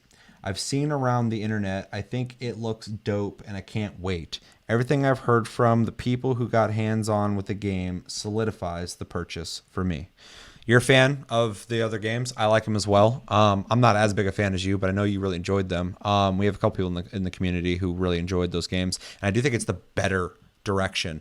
The games obviously got stagnant. They did the same shit over and over again, and they're moving in a really cool direction that I think has been better in the 2 iterations they've done so far. So if they can keep that momentum, they're really doing something special here. Something I keep recommending to people who haven't played these that I wouldn't recommend the older ACs to. So I agree, and it makes complete sense that these would your love for those games would push you to. I'm not seeing the hate though for Valhalla. I'm seeing some people criticizing it, but I'm not seeing the hate. But I'm not going to deny that exists because my Twitter and Chevy's Twitter are different places. So Yeah, it's all curated for you. yeah, so. my Twitter's a war zone. Chevy's is just like, oh, I think he'll like weeks later he's like, I saw somebody say this. I'm like, everyone's fucking saying that shit. So it's just like it's just a different existence. So, I don't follow a lot of people on my Twitter Yeah. though. I follow a lot of brands. So yeah, I don't. I follow individuals, and then their fucking groups have their opinions, and then I follow all the main publications only because if they get a like a scoop, I want to hear it. yeah, But I finally unfollowed all of them. I couldn't handle it anymore. I have to unfollow them soon. I hate following like GameSpot and IGN. They're all just there are people on Twitter now who literally have become so big that individually they're giving the same news yeah. as quickly, as anyone Who's that else. person on there? Nibble or Nibble or whatever the hell? That's one of them, yeah. I started following them because I'm like, this person always has info just really quick. And if it's from someone else, they link it. Like, Yeah. So why do I need it? I don't know. Anyways, they're convenient. And they don't come in and go like they don't come in and say unnecessary stupid shit or Yeah, fucking first is play someone with people's. recently who's been driving me crazy. They also will just pump out news, but they also like poke the console war stuff a lot, and I hate it. Oh, IGN loves subtly asking questions they know is going to get people fucking Yeah. riled up. Well, and it's they're just so looking for hate fucking clicks. obvious. Yep, they want interaction. It's easy interaction. Yeah. Bullshit. I hate it. Yeah, I don't know. There's a couple people on Twitter I like just because they're just, and when they have opinions, they seem pretty like real, like their opinions. Like there's another person who it's like Yorha something. It's obviously based off Nier, but they gave another one of those big people crap because they're like, they were talking about how a couple games should have gotten higher Metacritic scores, and it's like 83%, 89%, 76%, and they're like, do you really think those are low scores? Yeah. That's not what they wanted. Yeah, I was like, those are fantastic scores. Like, Yeah. The fucking. And me and Dean Takahashi talked about that. Just like the fucking people are looking for more nuanced and less robotic opinions on shit that are generated only to get interaction. For sure. 'Cause they're a business, I get it, but they're working solely off the fucking business's wants and needs as something that needs to make money, and it fucking clouds. There's no personality. No one's reading that shit because they're like, oh, I love these guys. They're just like, okay, give me the info. Yeah. And so with those personalities, if they can get the info too, or even separate themselves from it and just offer the info, that's what people want. Yeah. So anyway, people talking shit about Valhalla. I'm not seeing it, but not either. But I'm seeing like me and Chris though, where it's like, well, I've seen some people say that the combat looks buggy and janky and stuff like that. That's not hate. That's just it's an open world game, man. Yeah. So anyway, going on to wait, Chris, did you say anything about that? Do you have anything to say? You're gonna get hate regardless of the game. It's gonna happen. Someone's gonna hate it. Yeah. And don't mix that shit with someone disliking it, because fucking people, I see it all the time with every fucking game. Someone's like, I don't like this game. You're like, well, you're an asshole. You're a piece of shit. It's like, why? It's crazy. Just Fucking entitled to their damn opinions. assholes, dude. Drives me nuts. It's like someone's like, I didn't like it for this reason. Their opinion is 100% equally valuable and valid is what the fuck someone says if they like the shit. For sure. It's like if we all played Dream Daddy, a gay dating simulator, and I was like, I think this game is great because it appeals to me, and you guys are like, man, it's kind of boring. Valid opinions. Yeah, I would probably play it and go, oh yeah, some of the stuff was kind of funny or whatever, but it's not really for me. That's not me going, fuck this game, it sucks. Yeah. Like, it's completely different. So there are people out there that are like, oh, it does suck, because they're not like, they're some people just aren't great with words, which is fine. I get that. You gotta kind of read between English the is a lines, weird but language. as long as the person's not going like, anybody about this game's a piece of shit. Yeah, I get that. Yeah, fucking that person's an idiot too. But people are so like, they want to hear their opinion repeated to them, and when they don't hear it, they're like, no, blasphemers. Echo chamber or nothing. Yeah, it's crazy. It's crazy. Like, why do you want to live in that world? Second part. I think one of the bigger surprises is how well received Legion has been by both the hands-on previewers and anybody who watches Ubisoft Forward.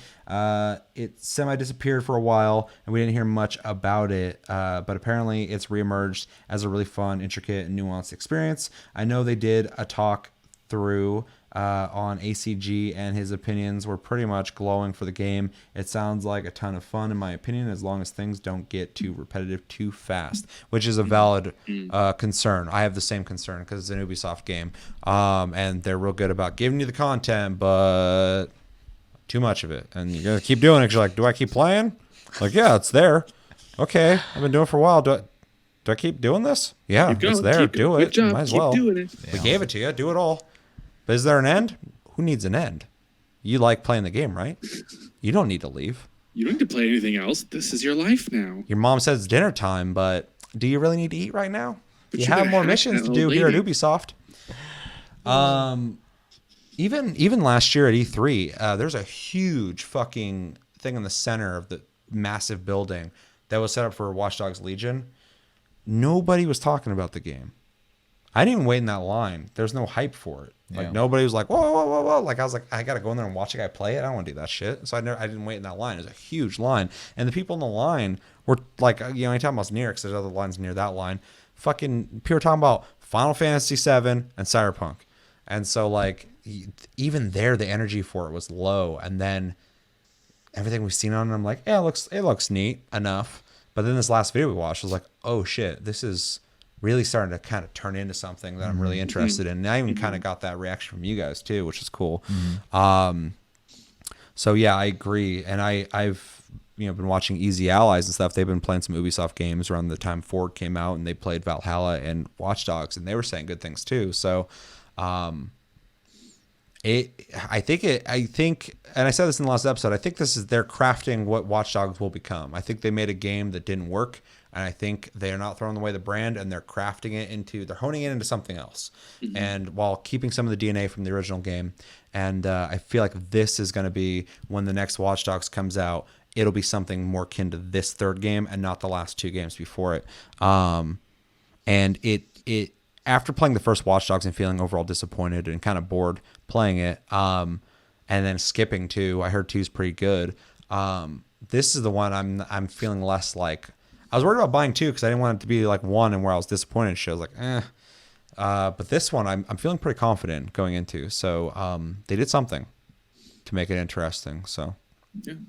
That last sentence, 100%, because I didn't care until that last video. it's like Skull and Bones originally, but that's not a game anymore. There's Nope, something it's else. gone. So Yeah. they pulled I had heard such bad things about the original Watchdog that I never bought it. yeah. And I never even bothered looking into 2. I heard it was slightly better than the original one, but still pretty much the same. Yeah. And so now hearing people really hyped about this one, it's got me like excited to check it out. And I think it's great that they took the feedback from the previous games and trying to adapt the new game and change it to something that people would enjoy playing. So I'm excited to see what they go with it, but Yeah. who knows what's going to happen. Yeah, we'll see. Yeah, the first Watch Dogs was such a misfire just because they advertised it so much. Because when they first showed it, people were fucking hyped because the idea looked really cool. I was stoked for it. Plus, that tech demo is fucking infamous because it was amazing looking graphically. That game looked nothing like it when it came out. A damn Lies and thing slander. like it. Yeah, that was one of the biggest, most egregious examples of someone going like, look at this amazing game you're going to play. And people are looking at it like, is that fucking real? Yeah, it's real. Holy shit, I want to play that. And then they pull it back and we're like, where's the fucking game you showed? And they're like, what game? This is it. That looks nothing. This looks nothing like that game. What the fuck are you talking about? What are you talking about? And they're over there deleting the fucking videos like, oh, that wasn't a thing. And they showed the game so much. It's one of the worst examples, or best examples ever for me personally, of a game that showed way too much before the game came out. They advertised it constantly. They showed you everything in that fucking game. And by the time I played it, I felt like I had played it already. I was like, I've already done this part. And I'm like, I haven't even fucking touched this game before. The world had nothing to do in it, really. It had some cool ideas with the hacking, but like it was very minimal and basic. The driving wasn't even that great. It was just a very empty shell of a game. It's weird. So there's a lot there's a lot they got to build onto that game that was barely a thing. The storyline wasn't that great. Yeah. Main character was fucking whatever. I mean, that game was pretty much across the board whatever. So, plus like all the cosmetics you found were just his same outfit in different colors. Which I'm not gonna bitch about giving you options to change his colors, but I will. What the fuck is that kind of option? Color I- palette swaps? Who gives a fuck? yeah, it could have been cooler, but It's not customization. yeah. Anyway, yeah, I'm stoked for Watch Dogs Legion. I'm hoping it's good. I'm sure it will be at some point. And then the last thing we got is Far Cry 6 is obviously a must buy, as we've had many conversations on our love for the franchise. We have had this conversation like 2 or 3 times. We got a couple people in the community who are very big Far Cry fans like myself, which is always a good circle jerk to have. We're just like, Far Cry 5? Like, yeah, Far Cry 5. It's good, huh? It's really good. I know. That's the conversation. But even 5, some people don't like it, but I like it. Yeah, I like it too. It's really good. Yeah, it is really good. It's just great. It's good company. Just validation. Love for the franchise, except New Dawn. Yeah, fuck New Dawn. I've always loved their approaches to the villains in their games. Yep. And they really talked a lot of trash about Joseph Seed in 5, but I thought he was fantastic. Circle jerk. I'm super hyped. They got I forgot how to pronounce that guy's name. Giancarlo Esposito, the guy from Breaking Bad. He's one of my favorite actors and widely regarded as one of the best, period. I will always buy Far Cry. I identify with that last sentence. I bought New Dawn. I will probably buy another side project of Far Cry and hopefully not be disappointed in it. But yeah, how the fuck do I not remember how to pronounce that guy's name? I've seen that name a million times. He's really good though, and I'm really excited for him to be the villain in Far Cry 6. He did a great job in Breaking Bad. He's been in a couple other things, but he's one of those guys that I feel like, just like Christoph Waltz, like you can get him and really utilize him, but you can also underutilize him and kind of waste him. So I'm hoping they get the full potential of him as an actor, because he's really good, and he's really good at being very subtle, but intimidating, which I like. Yeah, I'm really, Far Cry's all about its villains, man, and chaos. And so far, I mean, even 4 had a pretty whatever story. I liked Pagan Min, and he was different than the other villains. They're very creative with their villains. They're like a fucking anime where they can just keep busting out new characters. Like Some more than others. yeah. But yeah, I'm excited for that. Joseph Seed. Your opinions on Far Cry are my opinions on Far Cry as well, so we agree on that. I like Joseph Seed. I love 5. I think 5 is probably the best Far Cry. I said it. I just played 3 recently. It's really good. Far Cry 5 is better. Yeah. Yeah, I mean, I can't really add anything to this one, so I'm not a Far Cry player. Yeah, super hyped. Nope, the only one I've ever tried playing is 5, and I didn't even get to any of the bosses, so. Shame. I don't think I ever played a Far Cry either. I got lost in the open world. Yeah. I need to force you to play that. You might like Far Cry, Chris. It's got a good story. They got good stories. It also has co-op. It's got co-op. You can change your clothes in 5.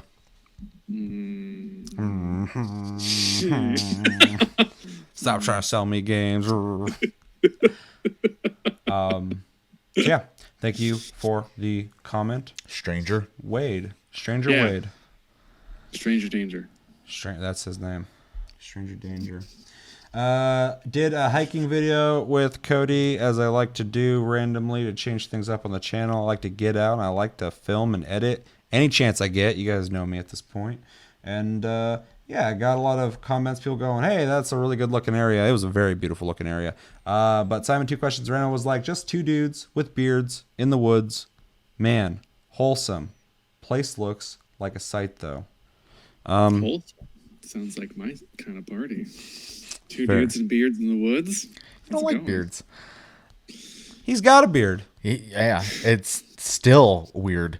It's grown on me. That's how he looks now. Sure, I'm not saying appearance wise. I'm just saying his mentality wise. It throws me off. You also live here, so the beard guy is kind of common. You gotta adjust. You gotta evolve and grow and make sacrifices. This is true. You also don't have to shave, and that's wonderful. You need to trim that motherfucker, though. All you guys out there growing your beards out and not doing anything with them, you look crazy. I do nothing. Not a damn thing. You don't trim anything? Not a damn thing. Maybe on my mustache if it gets in my mouth. Yeah, I do the mustache too, but See, you're doing That's something. it. You're doing a little That's it. something. but the wife keeps yelling at me for this. She should. I can't stand watching someone's beard just go equal length in every direction. We trying to look like Jack Black? What the fuck is this? Yeah, that dude looks better? crazy sometimes. Yeah, that looks way better. Look like a Dynasty Warriors character. Shit's poking out Shang the Fa, sides. I'm gonna defend the bridge. I think it's Thought you were about crazy, to- like how like rich in color your hair is, and you just got this fucking gray. There's gray. Sure, I have shit tons of gray up there. I'm just saying, like, Yeah. this is impressive. I don't. I got a white hair in here though somewhere. That's just part of the fucking Norwegian shit. Yeah, you're older than me. Barely.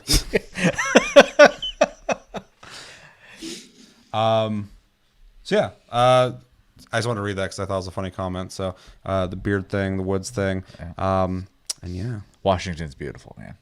yeah. Both sides, to be honest. That's why I like. Yeah. That's why I like taking you guys to these locations because I'm like, you guys live in all these weird flat places with like no mountains and no rainforests and stuff, deserts. People in fucking California, Posted a dude. picture in the Discord the other day, a couple weeks ago, some sort of mysterious lake I found behind my house. Yeah, you're like, I found a lake near my house. I'm like, you found a lake?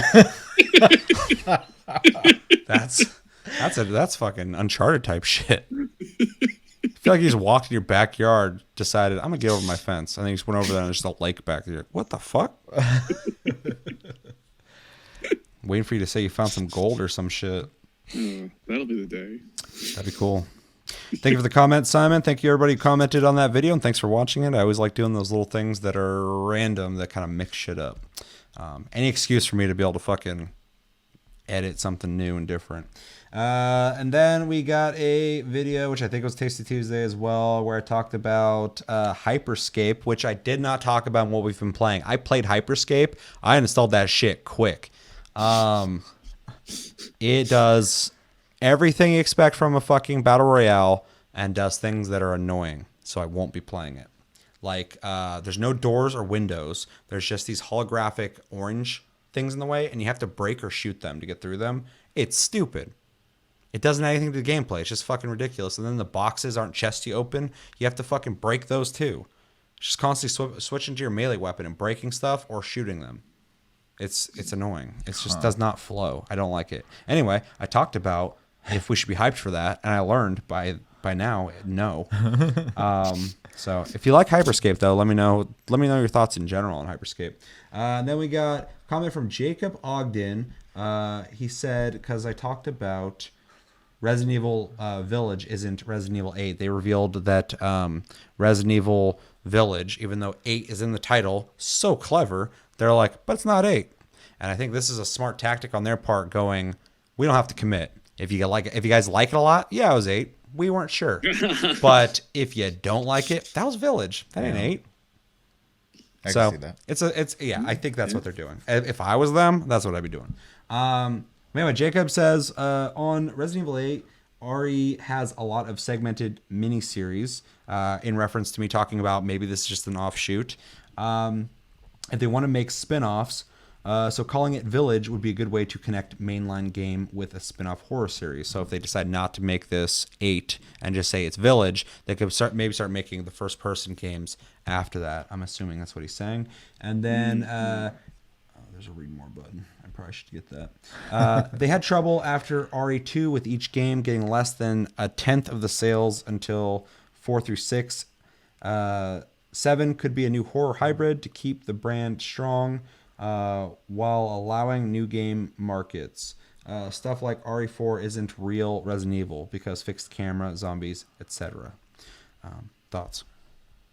I mean, just on not really on the whole history of Resident Evil, but as far as like 8 goes, You're not a Resident Evil historian? no. Weird. I probably wouldn't have had any deep thoughts on it at all, other than when you brought up that they could just be trying to be safe so they can Not committing. bail out whichever direction they want to go. Yeah. I think that's and- exactly what they're doing. And realistically, that's just really smart. So it allows them to be experimental without committing to ruining the brand, essentially, potentially. So Well, because they committed to it in 7, and some people love it. Some people don't like that it's first person, but they still like the game, Yeah. which is interesting. And then they're being bold and going, no, the next one's going to be first person as well.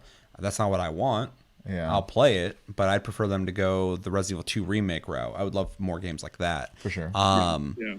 But so that they're committing to the thing that kind of had people going like, I don't know if I want that or not. I think they're going, this is either 8, and we're not saying it is, or if it is not well received, this is a branch of 8. Then they can release Resident Evil 8 and say the Resident Evil Village is a story arc of 8. Yeah. That's why the 8's in the title. And they can move the first person, which I've been saying they should do for a while. They can move the first person Resident Evils in a different direction that's not mainline. I think it'd be a really smart way to create a junction in the storytelling and be able to let their developers keep a first person Resident Evil if they want to keep making them or not. Yeah. So pretty much that. It's just the prequel. That's all it is. Resident Evil Village is the prequel to 8. Could be, yeah. It just builds up the story and lets you know what's Though it's a kind sequel of to 7. the gist of happening. And it's a rail cart game. It's not first person. It's a rail cart. They've done them before. Was it Umbrella Chronicles or what the fuck? I Yep. don't remember, man. And then the original first person Resident Evil Survivor on PlayStation, played like shit. Fucking hated that game. Very bold of them to do it back then when they didn't even have the fucking analog sticks. It's like D-pad, first person shooters, like Medal of Honor. Whew, those were the days. And they're gone now. Good. That shit needed to end. Sounds like pretty much you're on the same page as us, Jacob, when it comes to what they might be doing with branching off with Resident Evil. And they have obviously done other side Resident Evil stories, so it makes sense. And they've done so much bad and some good with Resident Evil that I wouldn't put it past them to do whatever the fuck they're feeling like, because they really just are not consistent with Resident Evil. They make amazing ones and they make shit ones, and when they make shit ones, it's not the end of that's not the end of Resident Evil, because they'll still make a good one. They just do whatever the fuck they want when they want. So there's no way of knowing. And that whole village might be 8, but it's not. It sounds more of the same to me when it comes to how they run Resident Evil, which is For sure. weird. The sales and stuff I can't speak on. I have no fucking idea about the sales of the Resident Evil games and all that shit. So, anything else you guys want to say? No, thanks for commenting. Thank you for the comment, Jacob, and thank you everybody else for your comments. As always, you can type in hashtag AskTLG if you want to make sure that you are on this segment. Otherwise, we pick at random. So yeah, we appreciate that you guys commented, everybody, and watched the episodes. Unless you guys have anything else to say, I got to wrap this fucker up. Nope. Yeah. All right, that's going to do it for this episode of Taste the Cast, episode 121. As always, thank you for watching. Make sure to like and subscribe if you enjoy this episode. Make sure to check out our other episodes. Check us out on Tumblr, Twitter, Facebook, and TikTok at Tasty Loot Gaming. Check our streams out. Links down below. Check us out on Discord. You can talk to us anytime, all time. Link down below as well. We're on iTunes, Spotify, and other podcast platforms. If you prefer to listen to us, you don't like watching this shit, you're like, I don't want to see your goddamn faces. There are too many beards. Get that shit out of here. I fucking hate facial hair. But I like ear hair where I listen. You got hairs in there. No, I know, but that was very specific. It protects you. And yeah, my name's Seth. I'm Chevy. I'm Chris. Until the next episode, which will be something, I guarantee it. Have a good week, guys, and take it easy.